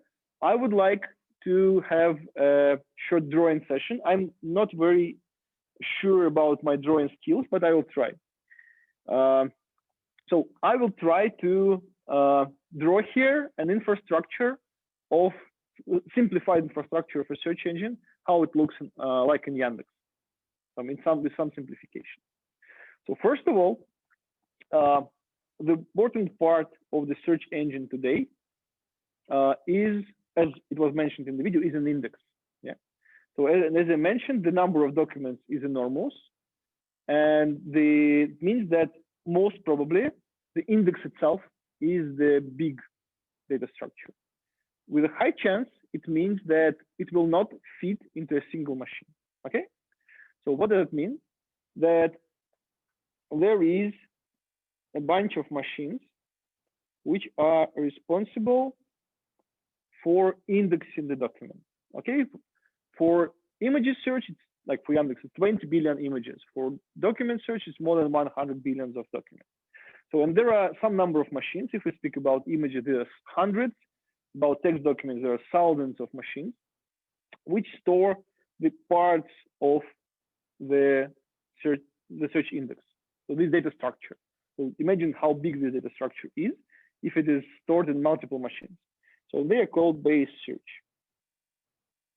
So their task, given a word or a query, to return some identifier, some small information about the document,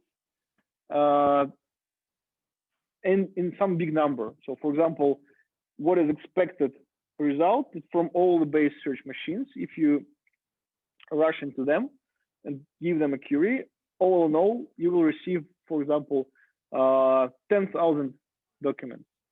Yeah, so we expect this number. So of course, you will not see all of them.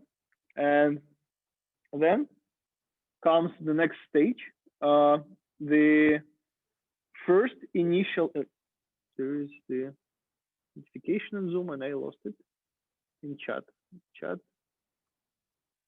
There was an answer, sites. Okay, so there was an answer in chat for my question.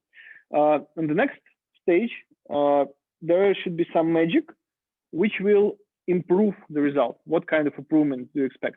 As I mentioned here, there is the index. Index is a stupid guy. Index, for example, like just imagine index as a binary search, like binary search tree. And it will give you just what? Documents which include some words, maybe some phrases or synonyms to your query. But we're speaking about relevance, not about including the word. And there should exist something which prepares the ranked collection of documents, which satisfies your information need better. That's why here is the part which is usually referred as middle search. Sorry. Strange.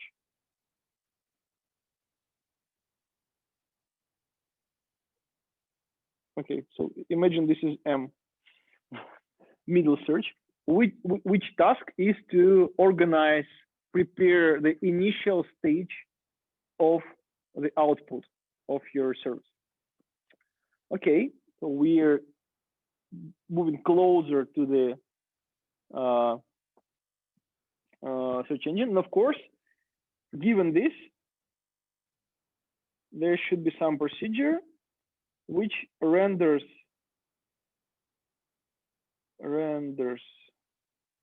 the document for user. So we retrieve the documents, we re-rank them, and then we display them on the web page. So this goes to a user, it sends the HTML page to a user. But unfortunately, world is complicated, and here exists, I will even not draw it as the single machine, it's a combination of machines, which are responsible for different rules which are happening here. Because the simplest possible rule is in Russia, some of you may be familiar with Russian laws, Roskomnadzor. The entity which says which website should be in the output of search engine, which should be not. There is the law of forgetting. I don't know how it's called in English. In Russian, it's called the law of forgetting a person, when you can ask a search company to remove your name from the output if you have some legal support for this. So, for example, there is some information which previously was not correct, and you want search engine to remove this incorrect information. So, for example, it says that I was eating child, and this is everywhere in the search engine.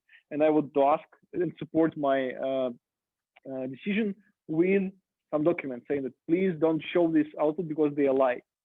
So there are different rules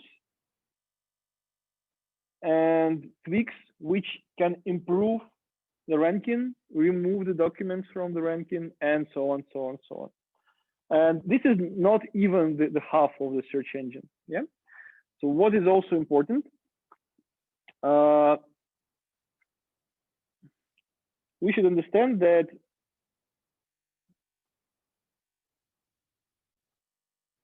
there are multiple different searches. There is a text search, video search, images search, and also the number of searches which are specific. For example, if you open any search engine, I will not do this because I'm having the whiteboard, but you will see what? You will see the output, and sometimes there is on the right side, there is a snippet from Wikipedia, from any website, some information, which is actually stored in a separate index. There is few special indices, which are responsible for storing some particular types of documents. So for example, if you are looking for a person, you prepare some kind of answers for a person search, which will include a short Wikipedia snippet, the photo of a person, and maybe some related persons. Yeah. So there is not a single document. This is a specially prepared document, which is a combination of few different websites, which gives you the card of a person. Or maybe if you search for a cinema, it will prepare you the special for a film, special ribbon with the films, or with descriptions, links, and the costs of this films in Google Play or somewhere else.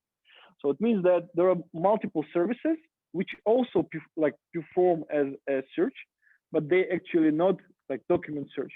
They're internal services of companies like Google, Yandex, and so on, which mimic search, and they perform different outputs.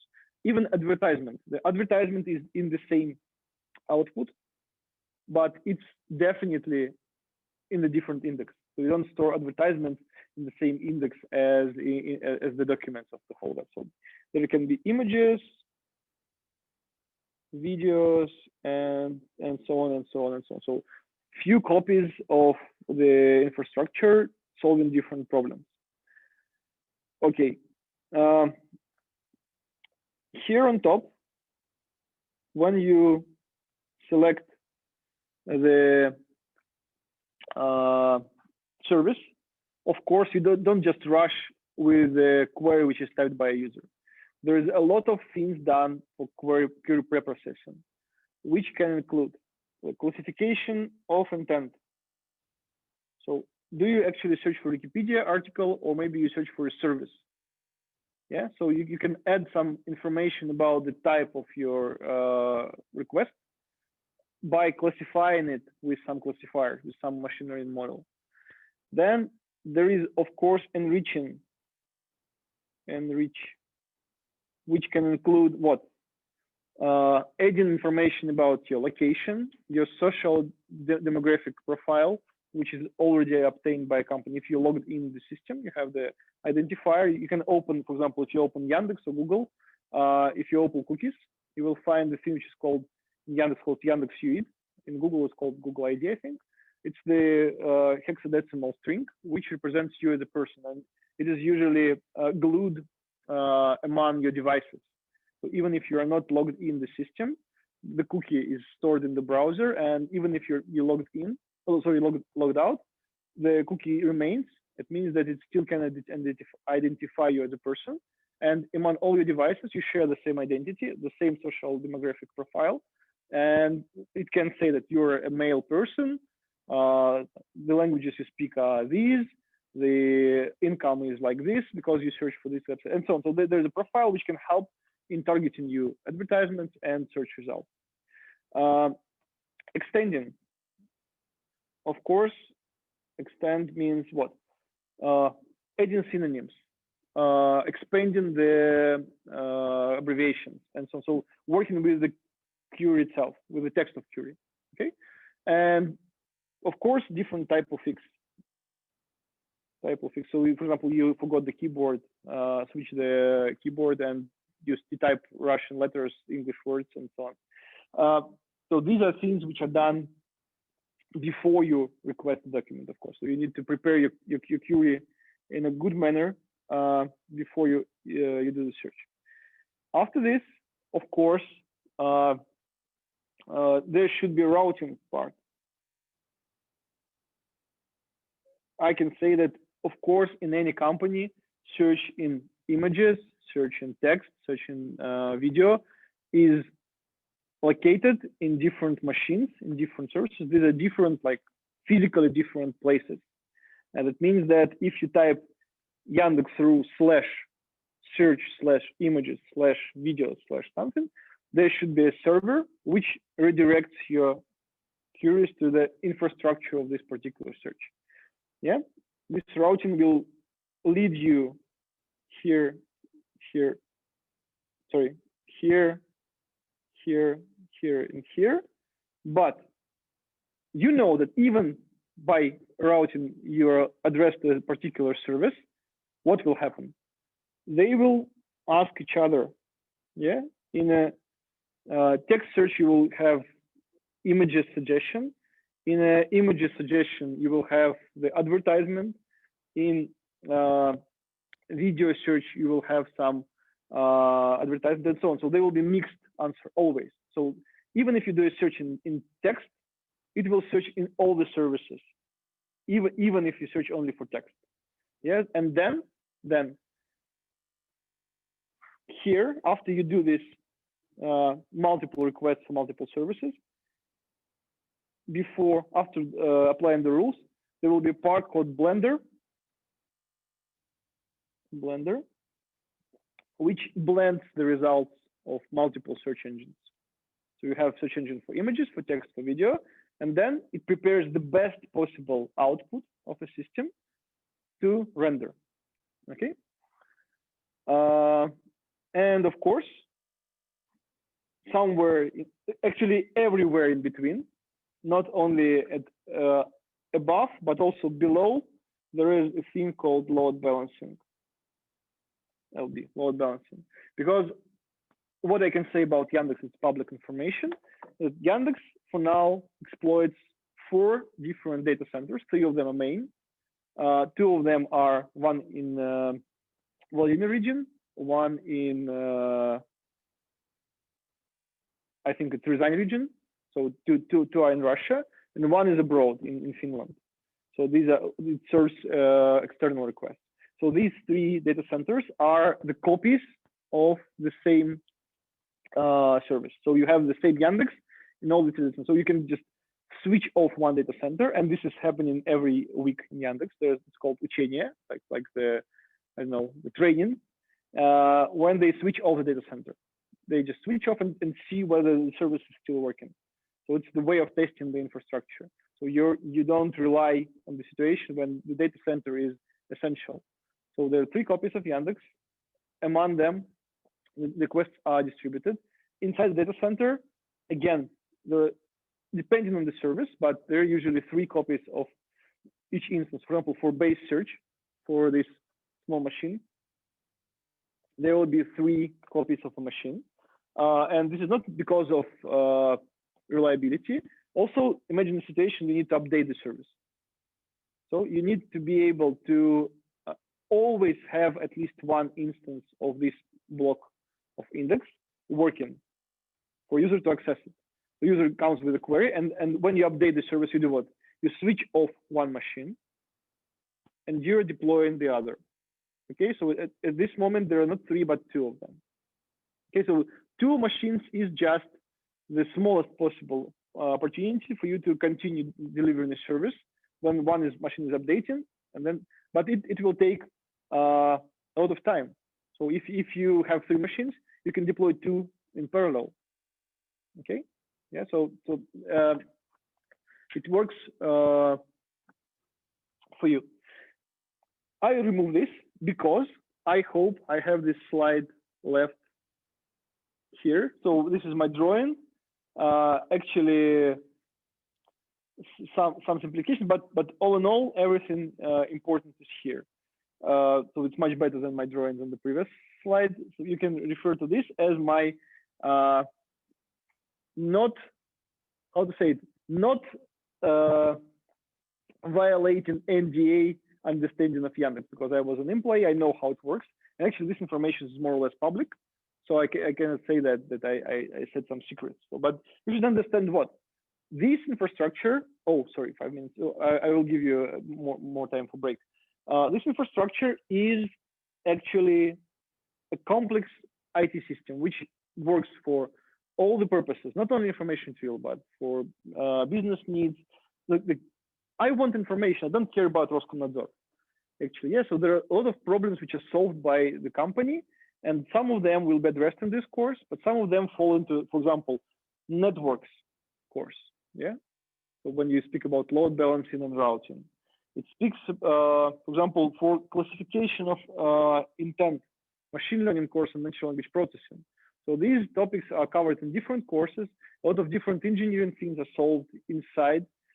Managing multiple instances of machines is more about DevOps and administration of systems. But this is the general overview of how search engine looks like in general. So this is the last slide for this part of the lecture. It's 10:47 at my watches. So in 10 minutes, let's say in 11 exactly, we meet here to continue the next lecture. Okay, guys online, I will pause the recording and return to you in 10 minutes. See you later. Thank you. Okay, thank you.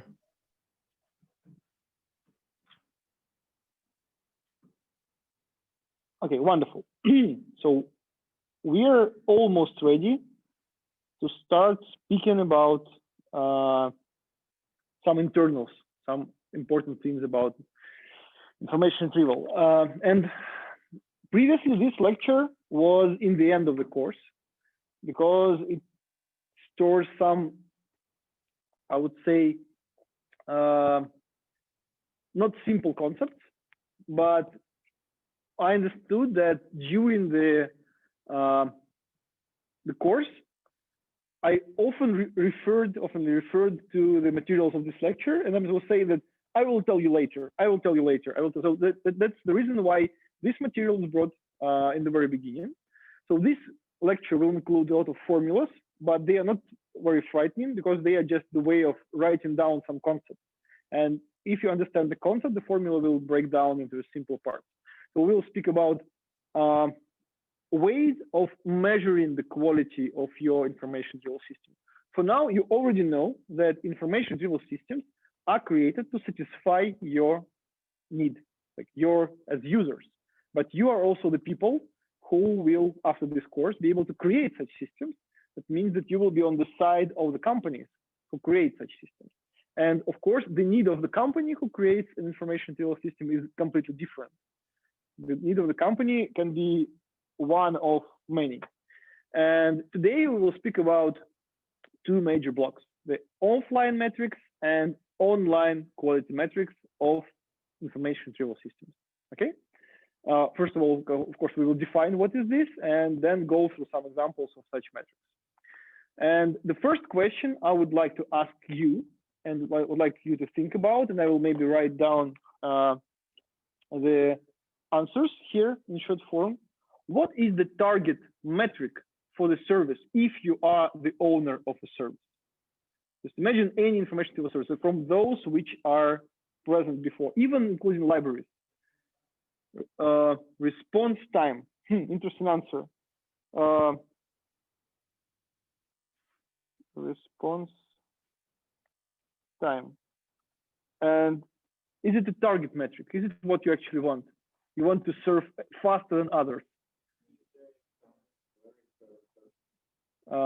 User experience. User experience. Count query. So you want the person to make more requests to a service.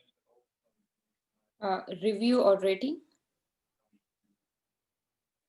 Excuse me? Review or rating? Review. Yeah, like user reviews or user rating.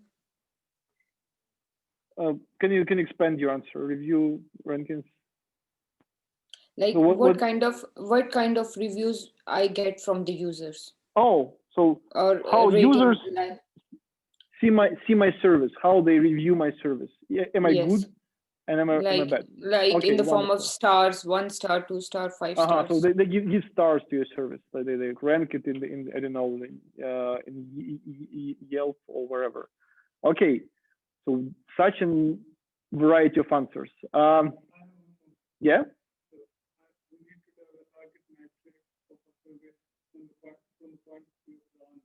Mm-hmm.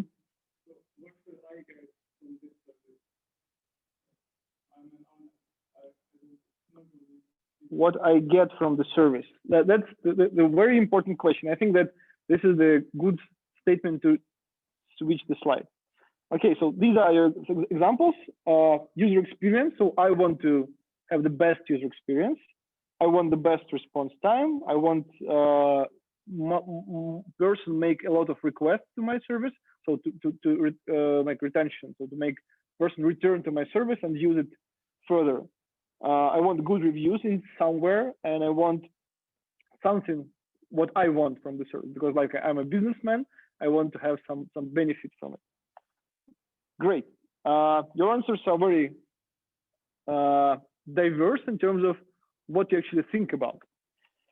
Of course, when we speak about the service, you should understand that any service is standing on the basis of a company. There is always a company, except some very enthusiastic cases, which like any company targets to do what? To get some money for an owner. So otherwise, this is not a company. It's like the, I don't know, bullshit. Maybe whatever, but it's not a company. It doesn't bring you money. So you hire some people and you do what? You don't earn money, but how you pay the salary then? And if you just frame the company in terms of business and say that whatever you do, like you sell drugs, you find documents on the internet, you cure people with astrology, whatever, you want money. You want to continue living in a good shape. You want to live in a good building, which is heated. Not to blame our company, which switched off the batteries today. And this is all about money, because like money is a universal way of exchanging the goods. Yeah. So if we think about the service in a very whole, if we remove even the target of the service, saying that this is just a service I own, of course, as an owner, like any organization which is commercial has a board of trustees, has the actionnaires, like the people who stakeholders, who will get some money for just owning the part of the company. That's their target. You invest your money in Tesla, you invest your money in Microsoft, not because you want the faster response for a user. You want just some money which Microsoft gets from the customers paid to you. And this is important. Second, if you go down, if you go to the exact part of the market, saying that we are doing search, or we are doing answering the questions, or we are doing something, here maybe your money can be also reframed in the other way. So of course you need some money, but also to get money in future, for now, you should do what? You should capture the market. So maybe you will sacrifice money today to get more money tomorrow, okay? And for this, you will do what? Yeah? Mm-hmm. Mm-hmm. Yeah, so the comment about Telegram, the Telegram concentrates on traffic share, not on the money. But I think last few weeks, Pavel Durov announced that he's introducing advertisement in Telegram. It means that his task was to grow the Telegram that big, to be able to sell advertisement in the scale which is profitable. Otherwise, like he spent all his money on Ton, and Ton didn't work. And that means that he needs to get money somewhere to pay the salary for the developers. So yeah, so maybe you want to capture the traffic share. And Yandex versus Google, like the major metric for Yandex, for example, when they present public, is that they beat Google in traffic share. So 50, I don't know, 60% of traffic goes to Yandex, and remaining part goes to Google. So we are still, like, Russian company is still beyond the average. So in other countries, Google is the leading search engine. In Russia, still Yandex is better, like in terms of traffic share. This is how we measure the market. Of course, if you enthusiastic, you actually solve some problem for users. You can, I don't know, you can sell drugs, and this will be very profitable. You can capture the market share very fastly. But the satisfaction of users can be different. And if you're like a small company which wants to deliver the best service on earth, then maybe your target is to create the best user satisfaction, to make them answer the questions in the fastest possible manner, to obtain the best information. For this, you will do what? You will buy some data. You will hire people who will mark up the text, who will write the text.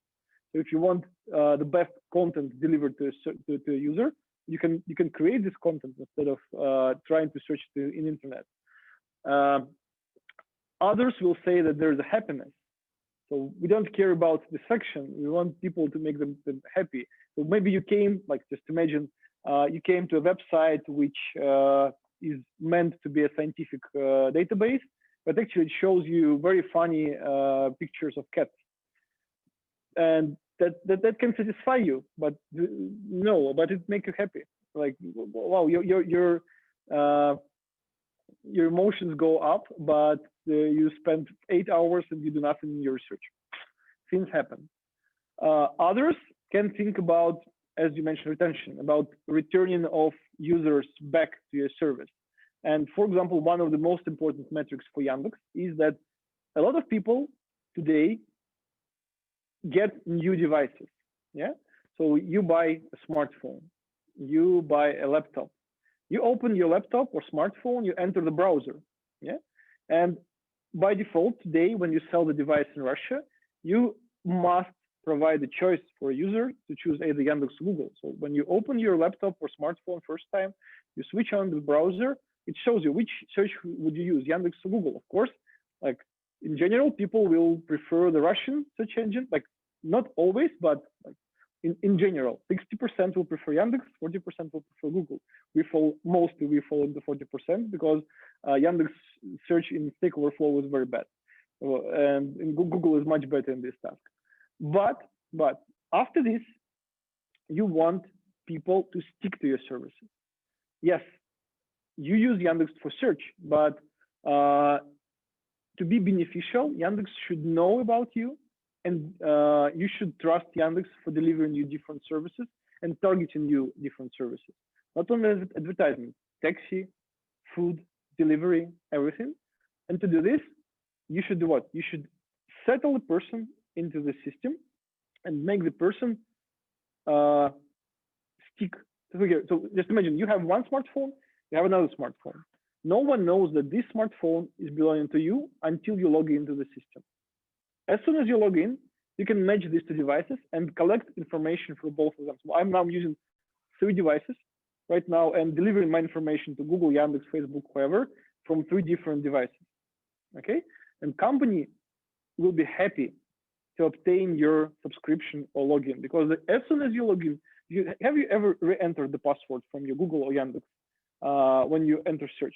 Yeah, sometimes for some sensitive operations, like when you change something in your account with money and so on, you do. But most probably when you open the browser, it will be like your avatar in the corner. So they will try to keep your session as long as possible. So as soon as you open your laptop once a month, they will think that you're logged into the system, and they will continue to use your personal information to target you everything. So keeping subscriptions and logins means that you stick to service. That means that they know everything about your money, status, do you have children or not, and that means that even on this device, they can better target your advertisement and own services. So these services, these targets can be as general company targets, or maybe some department targets. So the department target is to, like, there is actually a department, and the task of the department is to increase the number of logins. And this can be obtained in multiple ways, simplifying the procedure. The person should not be afraid of this. Suggesting to log in to get more something interesting. So you want some interesting information, please suggest the person to log in to have the personalized, for example, feed in Yandex.Zhen, like a news feed, and so on, so on, so on. Unfortunately, even if we have good state of the system, we always improve it. We create something new. Any company always writes new algorithms and gets new data, and we cannot use these targets historically. Yeah? So just imagine that your service 2 years ago and your service today, then you earned, for example, 1 billion rubles of money, just for example, and your traffic share was 50%, and your user satisfaction was maybe measurable, I don't know, users were satisfied for 70% and so on.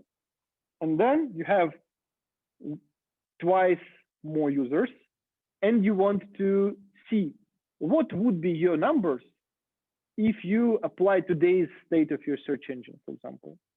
You never can answer, because there are no that people, no that interests, no that at that time they wanted to buy something, today they want to buy something different.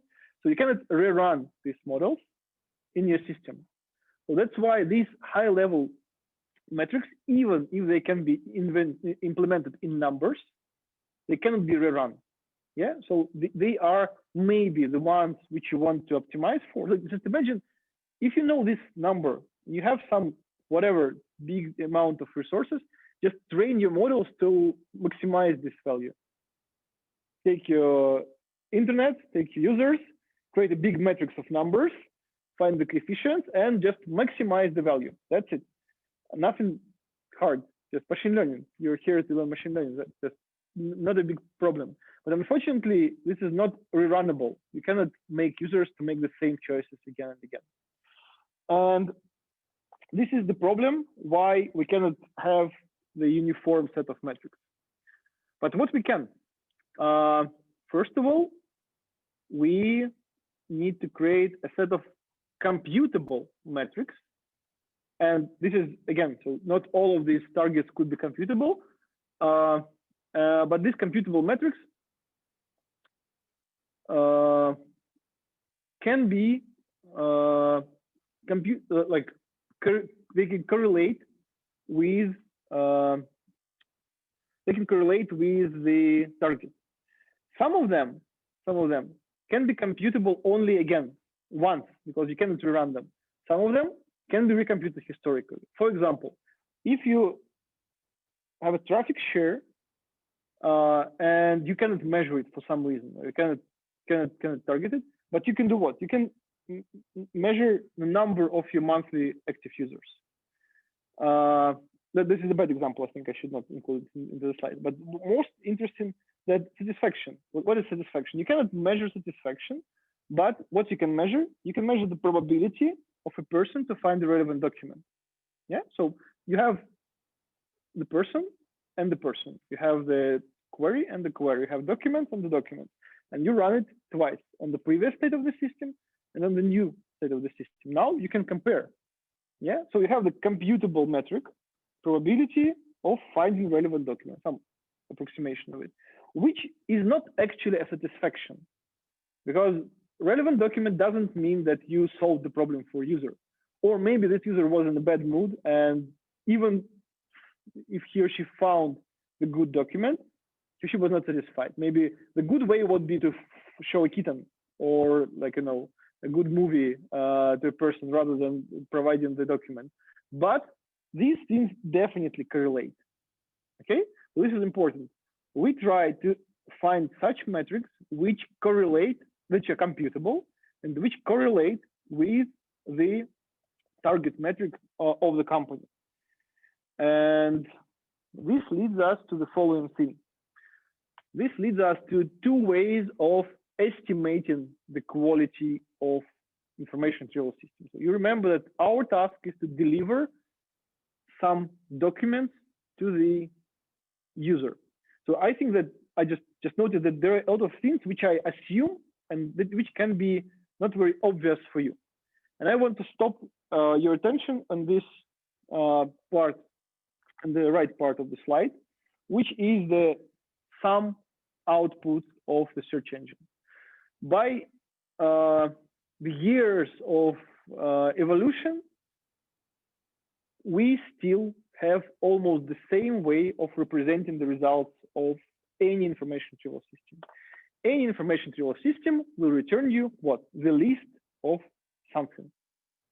Previously, just the links to documents.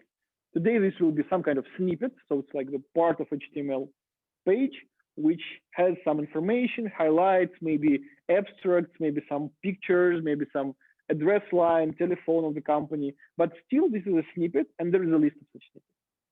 Yeah. So the general way of thinking about the result of any information retrieval system is a list of objects. Okay.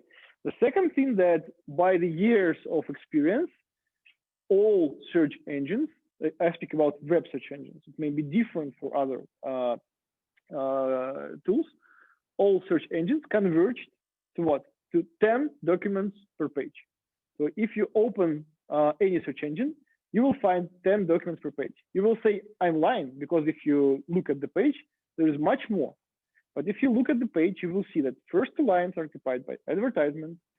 Somewhere in the middle, there will be a ribbon with images or video snippets, which is not counted in the whole list. There will be a snippet in the right part of the page, which refers to the Wikipedia page, for example, but the number of documents which are actually retrieved for your task, so you wanted a text search, will be 10, always.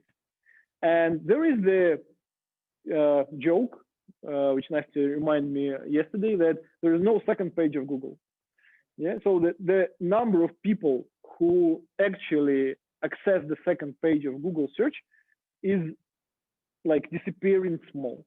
Yeah, that means that even if these people exist, if we do want these results be quality, still we can just not include them into measurement.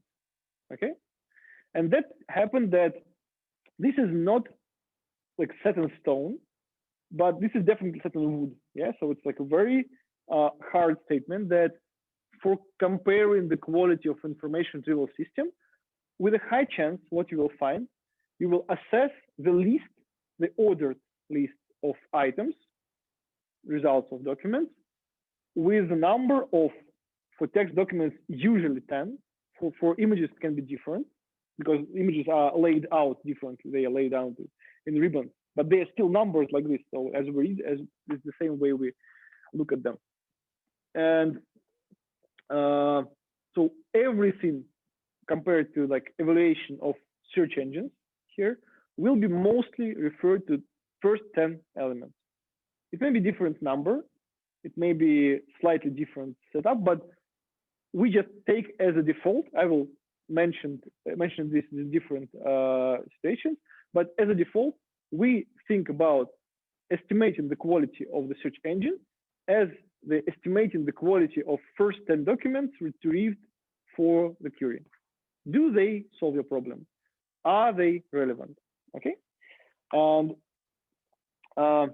now we speak about two ways of evaluating the service, offline and online.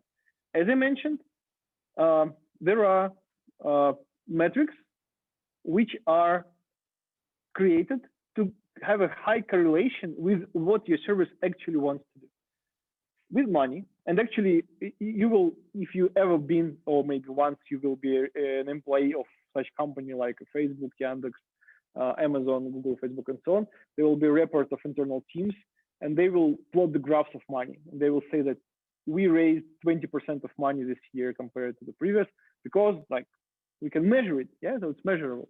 And but when they implement something, they cannot just propagate the effect. They only can predict, say that our change with a high chance should increase the money income because it correlates, our internal offline metric correlates with money. So what we have here, the offline evaluation is done for comparing new models to maybe old ones. And this is based on manually preprocessed data, because everything we do, we work with queries and responses. So there should be some manual preprocessing for this. The simplest form is creating a bucket of queries and responses. So imagine you have, the best possible answers for some question. So you know the query, you know the answer, you prepared the bucket of such queries, like 10,000, 1,000, 100, depending on the scale of your service. And what you can do, knowing this, you can measure accuracy of your service, you can measure precision of your returns, you can measure recall, and so on, so on, so on. Some numbers based on this situation.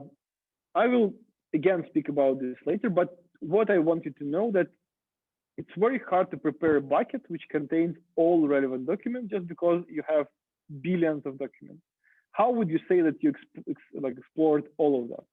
That's why, for example, precision is almost unmeasurable. Sorry, not precision. recall is almost unmeasurable in terms of machine learning. So you don't know, recall is how many of retrieved are from all the good results. You don't know the number of good results. You don't know what to divide on. The second thing, but this preprocessing requires work of a human before. So you prepare the bucket, then you run it. For the second thing, assessors. Okay, the people who do different things with the results, like at the moment of retrieval. One of the tasks for assessors is side by side, which you already saw in the video. So people sit down, they are given two outputs of a service, and they say, this is better, this is better, this is better. This is more like, if you remember the course of machine learning, more like reinforcement learning. So you don't know what you should improve, but you know that in all the machinery you did for ranking the documents or returning the result, this one worked better, and for this one it worked worse. So it's like not very good signal to train the model, because the model is done for ranking the documents, and you assess the whole bunch of documents. That's why assessors do what? They do relevance assessment of documents.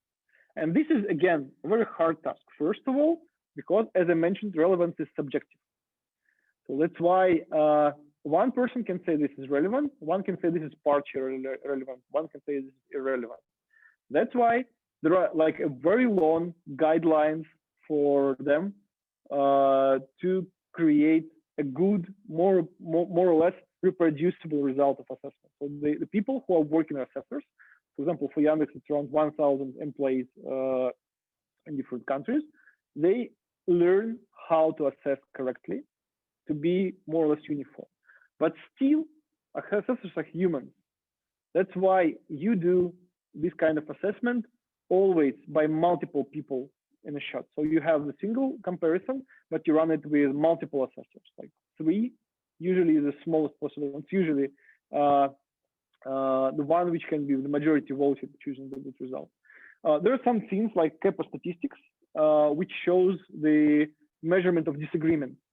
So if the statistics shows, it means that you should not accept this result because they disagree strongly on the result. So imagine that 2 assessors made this. They provided with the stars how they think documents are relevant or irrelevant to the query. So 4 stars here means that this is totally relevant result. 0 stars means this is totally irrelevant result. And other provided his own or her own list of rankings, and we can measure this kind of statistics to see whether they disagree or agree. And if the statistics shows that the disagreement is very strong, this kind of result should be removed from the assessment. Of course, there are people who are doing their job better, who are doing their job worse, and company can know this. For example, if you have the procedure of majority voting, and you know that this person is usually in majority, yeah, so it means that the assessment of this user is reliable. If I take only assessment of this user, of this assessor, it will be a good result. But others can just do something strange. Everyone says this is a rabbit, but this assessor says this is the cat. Yeah, and this happens oftenly. So the reliability of such assessor is very low. That's why we do what? We remove or at least drop down the weight of the vote of this assessor, and so on. Then there are trained assessors and non-trained assessors, paid assessors and sometimes not very well paid assessors. For example, again, maybe you heard about Amazon Mechanical Turk, maybe you heard about Yandex Toloka. These are 2 services which allow people from everywhere take a very simple task. For example, just to mark up the image for labels and get some very small number of cents for this activity. So in general, you can earn some money by doing simple activities in a website of Yandex or Amazon. And I know that this is very popular in Turkey. So in Russia, people don't usually do this, but in Turkey, this can be a valuable thing. So because for Yandex, Turkey is one of the main markets, it's very important. There are a lot of people who are doing jobs for them in this way. And in these kind of services, the reliability of such ranking is very low. because people come from the street, they are untrained, there are some random people. And for example, if you take assessors, you can do majority voting of 3. For like, I remember our analyst who said that if I use Toloka users, I will take 9, not less, to make an agreement. And if they like say 5, so the majority says 5, then I will not take this result because I need a confident solution. That's why using people is hard. There are a lot of things done to make their responses more or less reliable, but this is the only way of assessing. So you only can rely on people in your machine learning model. So you train the model to prepare this ranking. This is the only way to assess. You need people to say, is it good or not? So these are different things. What is good about them? They can be done offline. So imagine the simple procedure of any new change in the service. First, you have a hypothesis. You say that I have, I don't know, a good idea of how to improve the ranking, to improve the result of my search engine. What you do, you implement, and you first compare this on the previously prepared bucket. So no one is involved yet in this process. You check that on the bucket of queries and answers, it performs better than previously, okay? You have the first evidence of the fact that your change is good, okay?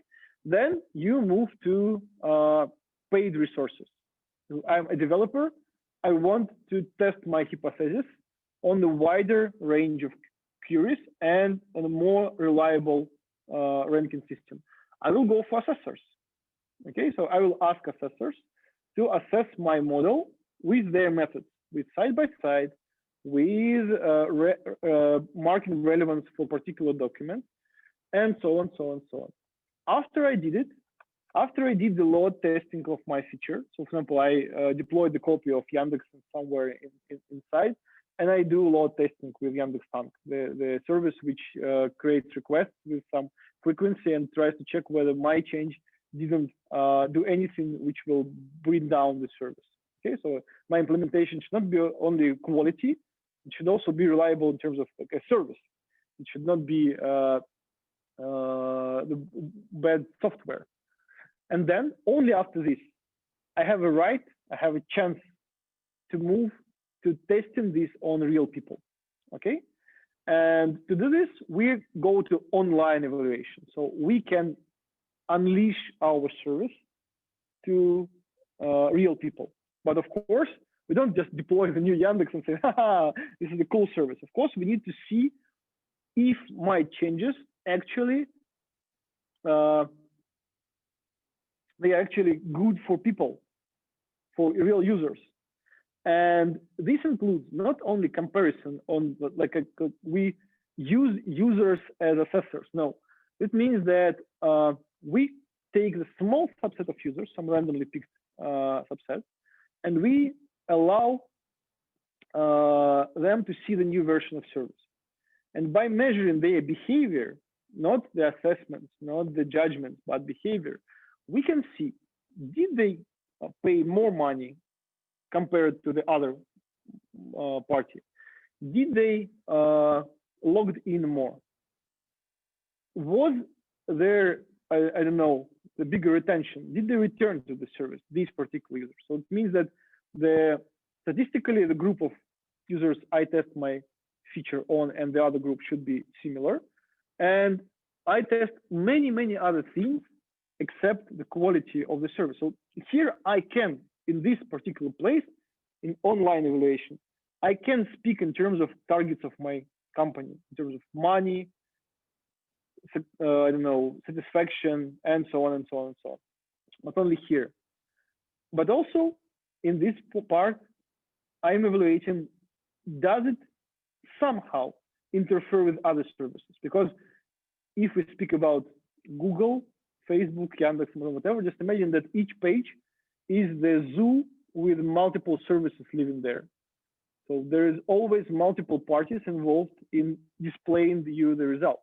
In a Facebook, there is a block of different services, the block of friends and events, the block of the feed itself, and they compete for your attention. And if you, for example, create a very good new feature for displaying images, it will grab attention of users and remove it from advertisement. And the company will lose money. So you created the new cool feature, but for some reason money drops. Yeah, that's why the service is related in general. Any feature, even if it's the feature of text search, will be assessed in terms of how it influences the whole business in money. And even in the case, and we'll speak about this, even in the case if everything is more or less okay, you can deploy your feature. That's why deploying a new feature to production can take, for me, it took half a year and I didn't succeed. Like, you know, I was trying to implement new feature in Yandex. I did it, but it didn't pass the final stage. Okay, again, as I said, assessors are, if we speak about offline evaluation, assessors are here to assess relevance. And what we are speaking about every time, so I'm using this term, we speak about relevance. As I mentioned, relevance is the measure of satisfying the information need. You encode your information need in a query, and then for query, you get results. You see that how big is the distance here, yeah? And of course, it means that if there was no such semantic gap between the results and your information need, the quality could be as high as possible. But we still here to improve and improve and improve models. And that's why there should be a metric which we use to compute how good we are in satisfying the information.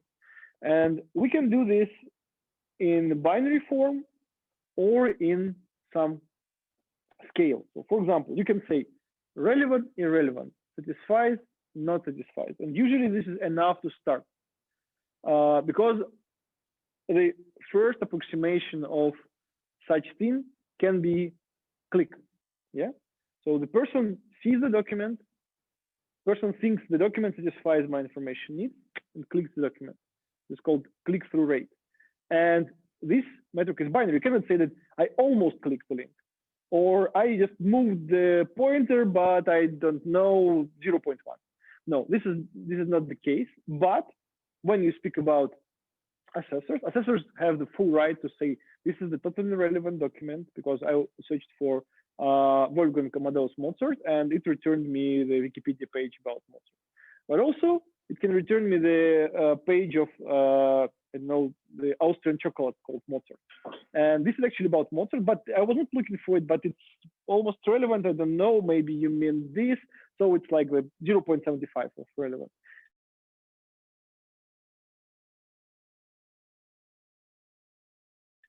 Almost like again, it's called rel minus. Irrelevant or I don't know. So there are at least 4 different scales for performing the relevance. That's why we can also model relevance in numbers from 0 to 1, like in the scale of numbers. So for assessing anything, like search engine is just a function. Yeah. Anything in the world is just a function. Any service, whatever you do, I don't know, washing machine is a function. You take dirty clothes, you put it in the washing machine, it returns you clean clothes and wet. Yeah, so this is the function. It makes them wet and maybe clean. And here we also have the function which takes the query and returns the result. So whatever is the function, if the function is complex enough, we can write it down and say that this will be the code for a function. But if the function is complex, it will be most probably some machine learning methods. Yeah, obviously. So there will be some models which are trained on the data to achieve the better quality of the model. How we assess the models? With some obvious metrics. In machine learning course, I think you were able to know that there is accuracy, precision, recall, F1 score, and so on, so on, so on, so on. Let's look at these metrics from the perspective of information retrieval. Each search can be simplified to what? To retrieving, to classifying the documents into relevant and irrelevant. So which ones which get 1 are relevant, which get 0 are irrelevant. And when you retrieve the documents, you retrieve some set of documents and say, this is my prediction is for being relevant. Others are irrelevant from my case, these top 10 documents. So accuracy is not the case, because when we compute accuracy, we have to know all correct documents, but we don't know. We cannot compute accuracy in information retrieval systems. Precision is okay, because precision compares, so you have some prediction and you see how many of them are correct. So you can compare precision, or you can compute precision. So it can be from 0 to 1. So from these 10 documents which you retrieve, how many of them are actually correct? Recall, yeah? Mm-hmm. We might have some criteria that will find out whether this document is relevant or not. Mm-hmm. Based on that accuracy, we can say that this can be a okay, so let's say you said that we can build a classifier for all the documents and say which are relevant and which are not. But in general case, we don't know the ground truth. We don't know the. How can we assume the ground truth for 10 or 100 billions of documents? Each query is new. So you can do this. You say, I want all relevant documents for a cat query. And you just go through 10 or 100 billions of documents and somehow assess that they include cat or not. So will you pay this time for this? So the only thing you can do, you can implement another model, which will do it for you. So then we will compute accuracy of your model to other models. This is not the case. This is not satisfying the needs of users. Satisfying how good you are in modeling this algorithm. And you remember that in the video, it was said that each 7th request is a new one, never appeared. So then it means that you should go through all the documents for this query and assess the quality here. Unfortunately, this means that we don't have the ground truth at all, because the data set is changing all the time. Still, if we go for precision recall curve, we can say that we will understand recall in a slightly different way.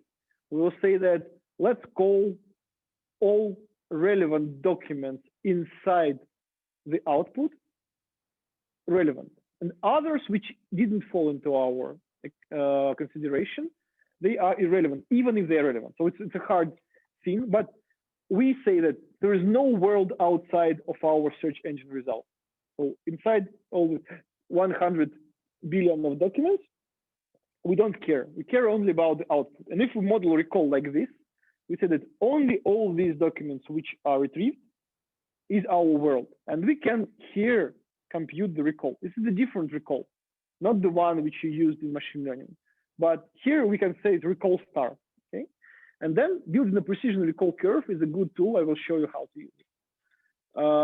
And you remember that F1 score is the way of coming up with a single number, but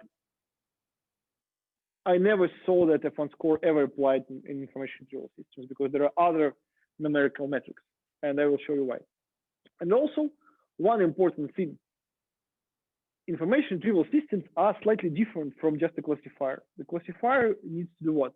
To separate one from another, to separate good results from bad. Information retrieval system task is to provide you with information. And users, for the years of using information retrieval systems, they are tolerant, they tolerate irrelevant documents. If you have a single relevant document on the first page of Google, you are satisfied, even if 9 of others are some kind of strange thing. And that means that the service solves the problem. Even in terms of accuracy, it will be 0.1. Yeah. So it means that we cannot just take all machine learning metrics and use them as we usually do. There should be some other wise method of computing the metrics. And one of the most widely used metrics in information retrieval is mean average precision. So it will be a trip through this metric. You will go together with me. So first of all, what we can do, we can build a thing which is called precision recall graph. Okay, so how it works? We take the first document and see whether it is relevant or not. So for example, the first document in our search engine representation, in the first 10 documents, is relevant. What does it mean? It means that among all, so here is 0 and some value 0.4. So among all the documents which are relevant, which are retrieved, so one document, this one is relevant. So it's 100% precise answer. So for one document, we are doing a very good job. Yeah. So, and even if we continue, so retrieving new documents which will be relevant, we'll preserve this value. Okay. What will happen if we retrieve the next document which is irrelevant? Obviously, the precision will drop. Yeah. So out of 5 documents, only 4 now are relevant. Okay, for example. So we'll observe this fall here. So the new document brings us drop of precision. Okay, but also what we know that with each relevant document, we move forward. Yeah, so it means that if we take a new relevant document, we move in recall. Yeah, so we have, let's say, 10 relevant documents. If the next one is relevant, we increase recall. So in this graph, you see that recall is growing in case we are retrieving the documents which are relevant, and precision is preserved. Yeah.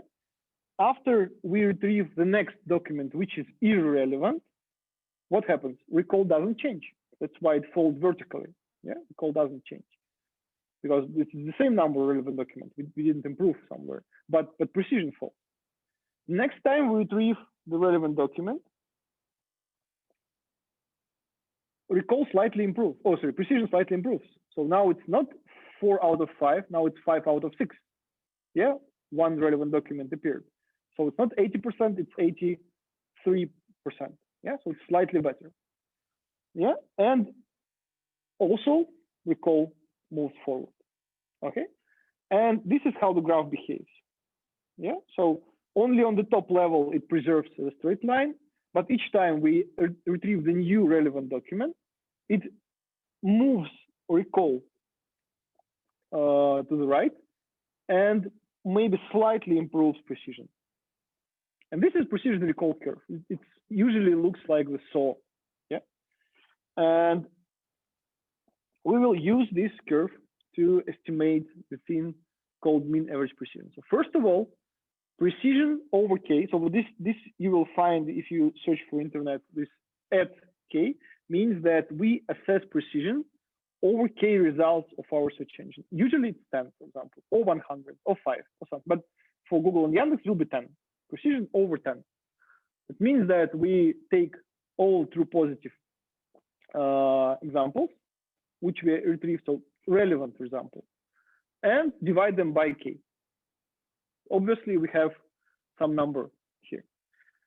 Recall here recall is understood as true positive divided by all positives, but here all positives mean that star all positives inside these 10. Okay, this is like the additional change, which is making this recall slightly different from the recall you used to in machine learning. Then what we say, the average precision. Excuse me. Yeah, Excuse me. Could you please explain it again? I couldn't get it. Recall like all positive. Okay, so what does it mean? Recall. Recall, it means that if you, I think that Nastya will cover this in the lab. I don't know. Will you cover this about precision and recall? You can go again, but just to remind you that if you're a hunter, sorry, Nastya, I gave the example. And you're hunting, let's say, rabbits, living in the woods, and there are, elephants. How the elephant looks like, yeah, the elephant. So when you're a very precise hunter, you will take this rabbit, okay? Just to remind you what's precision and recall, yeah? And you will be 100% precise, but your recall is here 25%. You grab only one rabbit here, yeah? Your result is one rabbit out of all 4 which exist in the forest. If you continue expanding your hunting, it will happen that you will grab, for example, 3 rabbits together with 2 elephants. So your precision will become 75%. And also your recall, your recall will be 75%, recall 75, but your precision is low because 3 out of 5 are correct, and 2 out of 5 are incorrect. So this is how you assess precision and recall in machine learning. Unfortunately, for information retrieval systems, we don't know the number of rabbits. So this is the forest where lots and lots of rabbits live. So many, many rabbits, and you catch only at max 10 of them, okay? So you cannot measure the recall because you don't know how many rabbits remain in the forest. So what you can say that as my, I don't know, backpack can only include 10 rabbits, I think that there are 10 rabbits in the forest. This is my suggestion for information retrieval system. And this is how it works. And even worse, that we think that we always, as we assess information retrieval systems, we think that we are perfect hunters. And that means that if we kill 10 species and we find 6 rabbits out of 10 in our backpack, we think that these are all rabbits in the earth. So that means that we will think about these 6 rabbits as about all positive examples. Yeah, even if we, of course, understand that there are also a billion of other rabbits living in the forest. Is it now better? Yes, it's clear. Thank you. Okay. Yeah.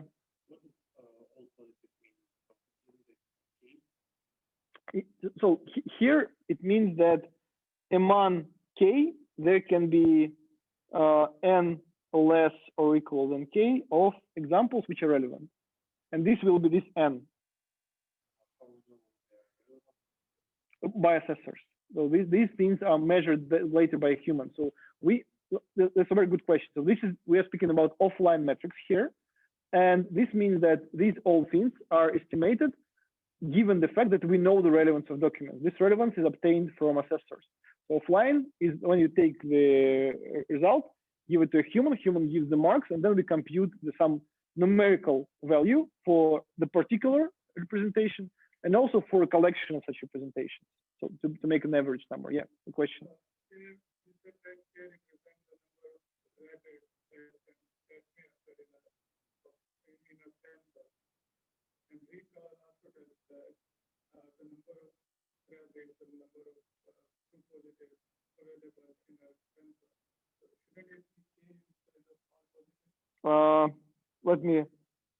It will be the same name here. So I think it should be true positive here and here. So it means that here we measured, look, like I was trying to map this with the names for machine learning, but actually there should be a relevant document, and there should be relevant document.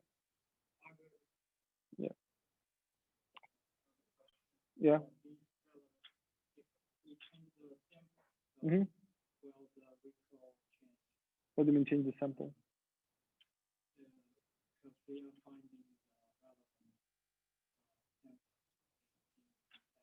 Mm-hmm.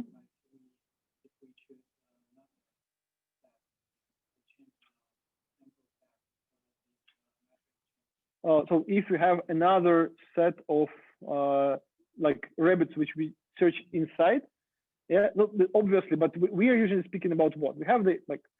I'm thinking always in terms of like web search. So for me it's easy.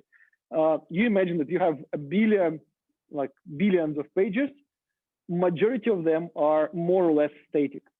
Yeah, some of them are changing, but in terms of the time when we make decisions, we usually think about the state of the internet as about the more or less static. So web changes, but not that fastly as we introduce new features in the service. So that's why we assume, yes, so that the bucket, like the documents are the same.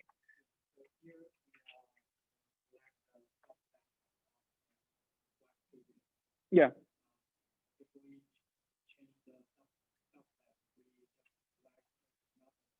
Mm-hmm.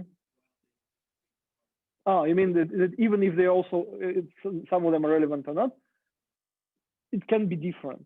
So it can change, it can be not, but it like this metric mean average precision we'll see will change even if we change the order inside the same block.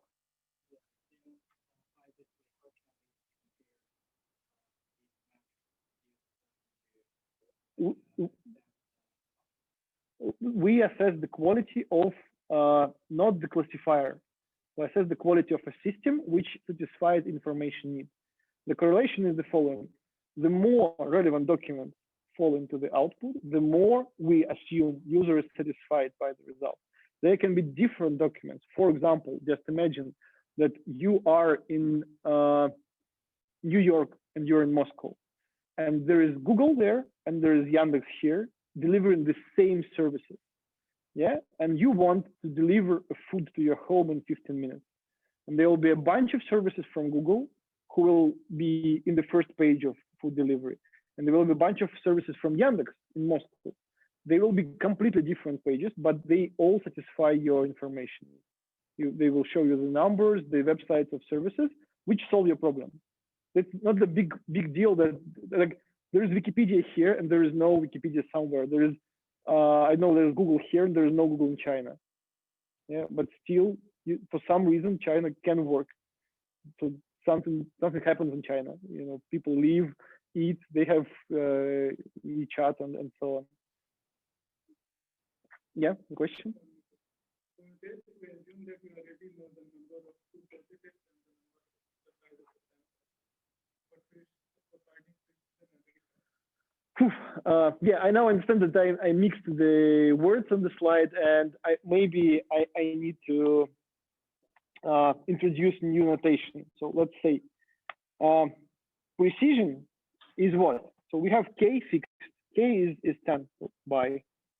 It was nice to meet you. Okay, things happen. When's the end of the class? Wow, we have 20 minutes left. So guys, very short explanation and we will move forward. I was like, wow. K is the number of documents in the output. So here, true positive means what? The number of relevant documents among this K. So we don't know the number of total relevant documents, only relevant documents among this K.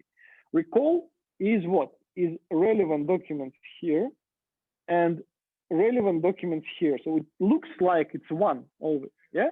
But we will use this recall, and you see that recall is actually always achieves one here. So we will use this recall by incrementally increasing the number of items we assess. So here we assessed only one item, 2 items, 3 items, yeah, of our list. So that means that we will compute recall multiple times. So it will be also recall over something, yeah?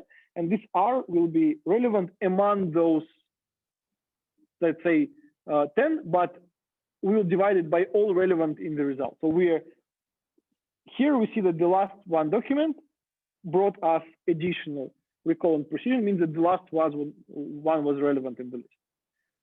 And of course, you see that if you change the order, the graph will change. So it can be like this, yes.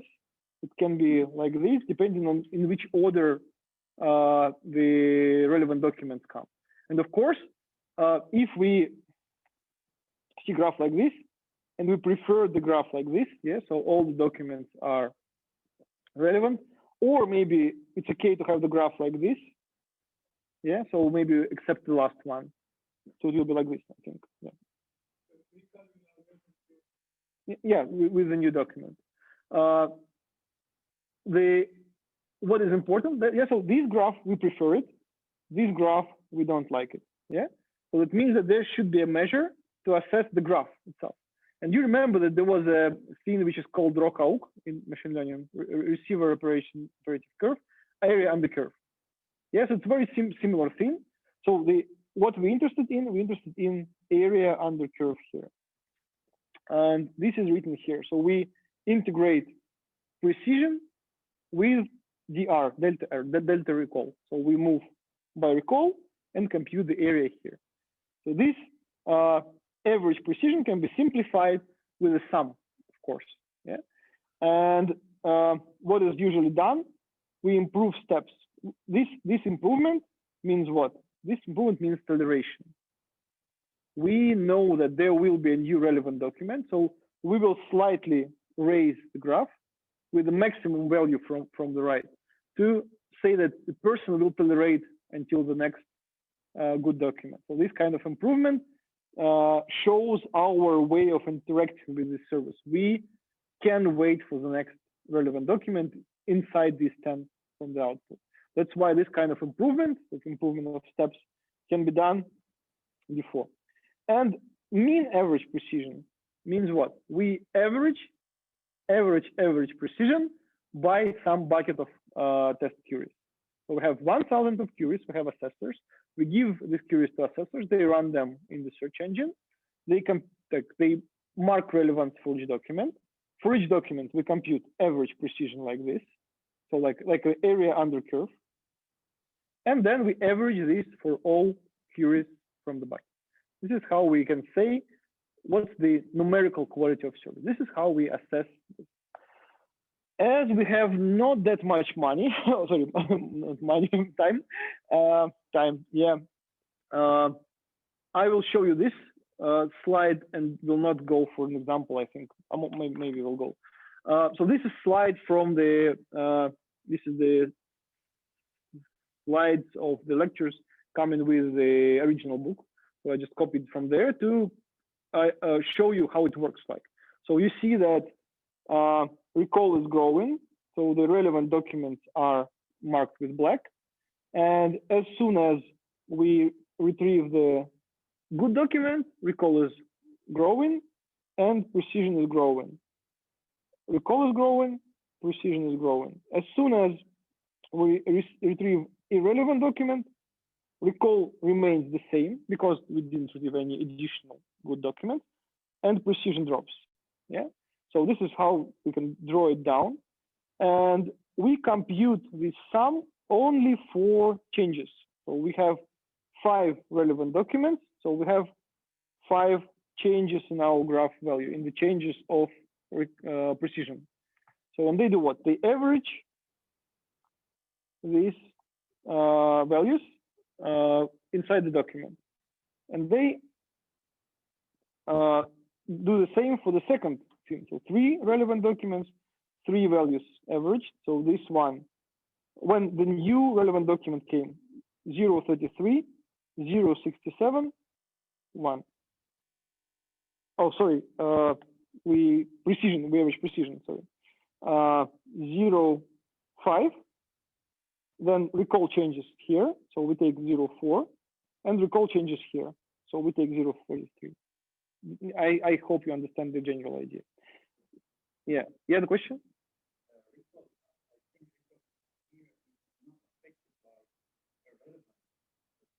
Recall, no, not affected. Yeah, recall is not affected. Yeah. So, and then they average among the queries in the bucket. So this is a very simplified version of computing mean average precision for the collection of 2 queries and 2 outputs. If you want to do it, you can try on this example. I will do it for one, let's say for the second one, okay? So let's say relevance here is binary, and there's a good search engine search. So we see that the first document is about engine repair. It's an irrelevant document, so it means what? So from one document, the precision is what? Is 0 now, 0 out of 1 is relevant.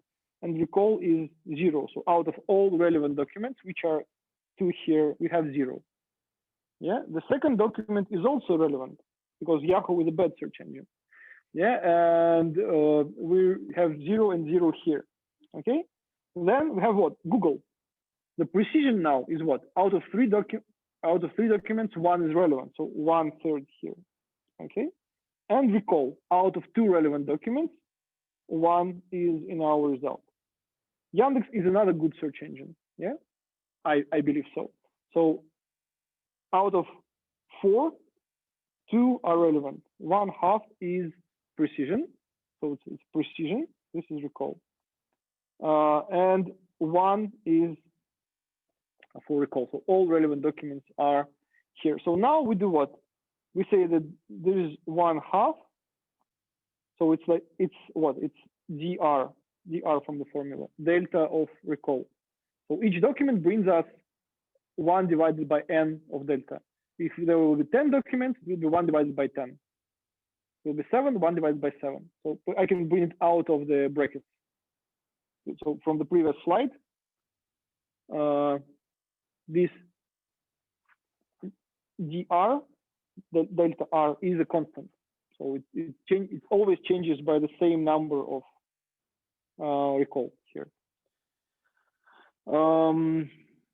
So yeah, I have 1/2, and here I have the precision values. So 1/3 plus 1/2. So it will be 5/12.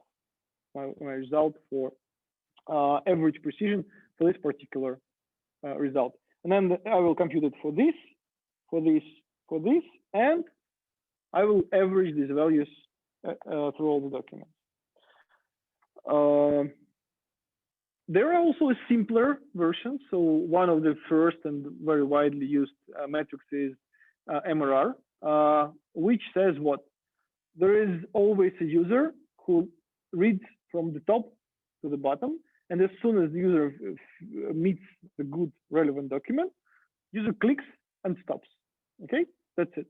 And that's why we are only interested in the first relevant document. That means that we only care about the first relevant document, and what we do, we average the 1 divided by rank of first relevant document. So if all the documents are relevant, if they are on the first position, then you will have 1. Yeah, so you will, this one will be always 1 divided by 1, 1, and for everyone averaged it will be 1. If all the relevant documents appear in the second position, it will be 1/2, 1/2, and the average will be 1/2. Metric very easy to compute. So even to assess, if you ask assessors to find the number of the first relevant document, you will be able to have the good estimation. We will not count it here. Very simple. Important. So 2 metrics which are very important and more like advanced here. So discounted gain model, so cumulative gain. So let's speak about the idea that, again, the simplest possible thing is that we just average the relevance of the document. Yeah, so it's very naive approach. So for any document, we take the relevance of the document and average it. So we sum it up. If we speak about discounted cumulative gain, we say what? We will discount the document for its rank. So we will say that the lower is the document, there is the discount divider. Yeah, so it will reduce the importance of the document in the output with the rank. Yeah, and we do what? For discounted cumulative gain, we take the relevance divided by the logarithm of the position. So position is, for example, 1. It means that 1 plus 1 is 2. Logarithm of 2 is 1, so it's 1. Yeah. For position number 3, it will be 3 plus 1, 4. Logarithm is 2. It will be over 2. Okay. So for the third document, the contribution will be twice smaller than for the first one. Also, there is, if the relevance is binary, we can take it as it is, 0, 1. If the relevance is a real valued number, then you can also use this approach. So what does it mean? 2 in power of relevance. So it's 2 in power from 0 to 1. And this is what? This is the exponential function. It grows fastly.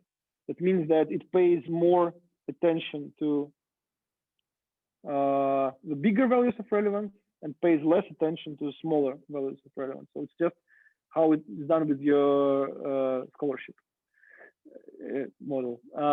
Yeah, and the last one is if you know the total number of relevant documents, you can normalize them by ideal number of relevant documents. So how many of them can be in this output? Okay, just to speed up, because like I have too small time left. Just again, you will face these metrics in the lab, so don't think that this idea is the following. So in this model, we discount the relevance for the position of in the ranking. Example, again, if you speak Russian, there is the link to video which explains DCG in Russian in the Coursera. Please refer. This is the way how to compute it. Again, on the whiteboard, you could do it. Pfound, the last offline metric which we consider, it was invented in Yandex a lot of years ago, I think 11 or 12 years ago. One of the very important people in Yandex, Ilya Sigalovich, who is now dead, was one of the co-authors of these papers. And they proposed the following. They proposed not to just think about the representation as about the static thing. They proposed to think about the behavior of a user. The user reads from the top to the bottom, and there are two things which can influence the behavior. First, the user is lazy. So there can be a moment when the user will become tired. And they said, we will model this with the probability of break. So at any page, there is a chance that the user will just get out. I don't want to read this anymore. And this probability is by default modeled as 0.15. There's a not big, but still chance to queue with no reason. I don't care. And the second, that if the document is relevant, it doesn't mean the user will click it. Yeah, so there is a chance that if the document is marked as relevant by an assessor, there is a chance that the user will not do this. The user will not click the document, you'll skip it. And that's why they said that let's model the probability of clicking the relevant document as 0.4. So again, these numbers can be adjusted, but by default in the paper, which is referenced here, you can see that this was a number. And then the user behaves like this. User watches the document list from top to the bottom, and two things can influence. The user can continue with of p-break. And second, that user can leave the competition, like leave this procedure, because he or she clicks the document and continues to read with a probability of 1 minus PREL, which means either 0 for the PREL means 0 for irrelevant document and 0.4 for relevant. So the higher chance to move forward for relevant document, the lower chance for relevant document. So we can stay here, okay? So probability of look means that probability of the person sees this string in the output.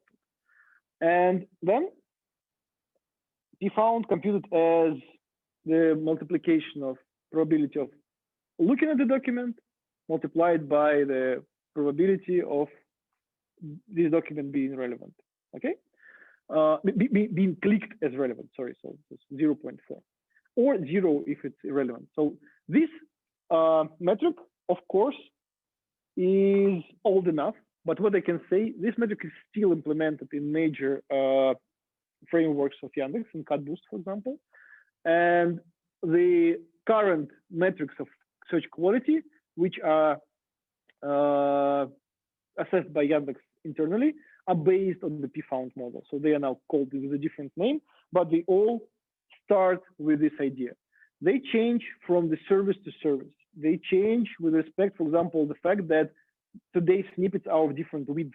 Yeah, and the width of the snippet is also incorporated in the formula. So the wider the snippet, the higher chance you will look at the snippet, then the lower chance you will look at the next one. Yeah, we understand that there are some behavioral things which can be learned from about users, but the behavioral model is inside this metric. Again, you don't have to know anything else except the relevance or irrelevance of the document, but this kind of model is closer to behavior of the user. So some like practice shows that using this metric, we can measure the quality of the service, and this metric correlates. You remember we picked in the very beginning, correlates with the target of the service. So what we actually want to achieve, the retention, the money, the the traffic share, and so on. Okay, and few slides left. Again, so here we can do an exercise of running this. Again, very simple. So I just want to show that one line. First document is looked with probability of 1 because anyway you will see it. The second, probability of previous multiplied by 1 minus probability of relevant of the first document, which is 0. So we can move forward. And the second, that 0.85 is just quitting with no reason. And this is 0.85, okay? And so on. We can continue taking this value here, 1 minus PREL here, and 0.85 in the end. And you compute it, and you will get for this document some number. Again, you can do this exercise for your own. The last thing to mention, 2 minutes left. Online metrics. Now you are safe. You know how to, with multiple different tools, estimate the quality of your model when you're a developer inside the service. So you did it, and you showed my pfound grew 10% compared to the previous pfound value of my service. You go to a manager and say, I implemented a new cool feature. Let's run it on the real users. And next thing is that we would like to test the target metric of our service. Now we are ready to test on users. Unfortunately, testing on users is relative. You understand that the number of users a year ago and number of users today is different. So the values can be only compared in the moment. Yeah, so you can only compare with the current state of the service and only this, no historical comparison. You should be very good in formulating the target metric, because this is what is actually important. For example, CTR for a long time was the very best click-through rate, meaning that how often the user clicks to a document. So this was the metric of relevance for a document obtained from the users.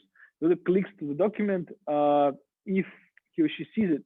And it was the quality of service which meant to correlate with what? With the money, for example, with future money. But what? If you show porn, or if you show kitties, or if you show scam documents which are mimicking the good documents, people will click them. They will be assessed as good ones, and they will influence the metric.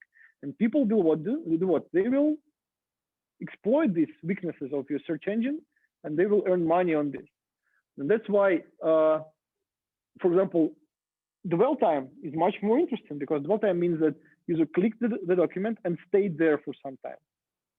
So it means that the user not only was caught by this clickbait, but also found something interesting in the document itself. Yeah, dwell time is a better thing. But also you can measure total revenue. You can measure average revenue per user, ARPU, which can be your target matrices. Then you prepare the representative subset of users. Then you run a controlled experiment when you aggregate statistics until it reaches the statistically reliable values. And then you look at all possible things which changed. I mentioned that not only your target metric, but also others from other services. Were they suffering from your result? And then you make a decision, and it doesn't mean that it should be made automatically. If your feature improves something, you just automatically deploy it. But also, if your feature can decrease some value, there can be a manager who will say, we need this feature. That's why we will go for this. We will decrease some quality in other service, sacrifice it for our new feature. That can happen. That happens sometimes. The infrastructure is, you remember this picture? Infrastructure is very hard for this because for any A/B testing, for any experiment, in all these infrastructure, there should be a possibility to keep the experiment number. So if you run an experiment, all these machines, including base search, middle search, all rules, everything which happens in your infrastructure should know about which experiment you're running right now. You understand? So in case you do some investigation, something went wrong, then you should be able to track the whole path of the request from the load balancer to the base search to see whether it did something. Maybe you broke some infrastructure. There are some platforms which can give you this opportunity, but also I know that any company will always write some code to be able to run this kind of experiment smoothly. And also, what is important, all these things are just the beginning. So today, we know that there are a lot of quality things which should be also addressed, and they are addressed with current development and services. First of all, the users should get new results. And if the user is old, there's a high chance the user already obtained this result from the system. So the user should get not only most ranked, but also interesting, surprising things from the long tail. Second, diversity. If you have a recommender system, if you recommend it with some goods from the market, for something like documents, not only the most relevant to your query, not most, I don't know, matching by words or something. There should appear the documents which should surprise you to make you interested, to catch, to subscribe for something new. Novelty. You should never show the same result to a person each time the person shows the same query. The simple example, Facebook. You open the Facebook feed, you pull down the window of your application, and the result is totally changing. You have all the new posts which you never saw. Facebook knows which posts did you see or which you didn't see, and you should somehow work with this. You should provide the users the new information on the same request next time. And you should stay legally and ethically safe. It means that even if you do some relevant, new, interesting, novel information, but this information tells you how to create an explosive or how to, I don't know, cook a meth at your lab, it most probably will be not good to show to a user. Yeah, and working with medical questions, which are, like in Russia, for example, it's illegal to give medical recommendations without a medical license. So if your service allows people to type some medical answers to medical questions, the answering person should have a license. You should somehow filter out the responses of all others. There should be no porn for children and no child porn at all. There should be no swearing because of the laws of the government, and so on and so on and so on. So all these things should be estimated in your system with some metrics. And I think that this is the sum up of the lecture. You want to keep users logged in. You want to evaluate their needs, their intent. You provide a quality service, and you don't want to be evil. These are the targets of one company which I worked for some years ago.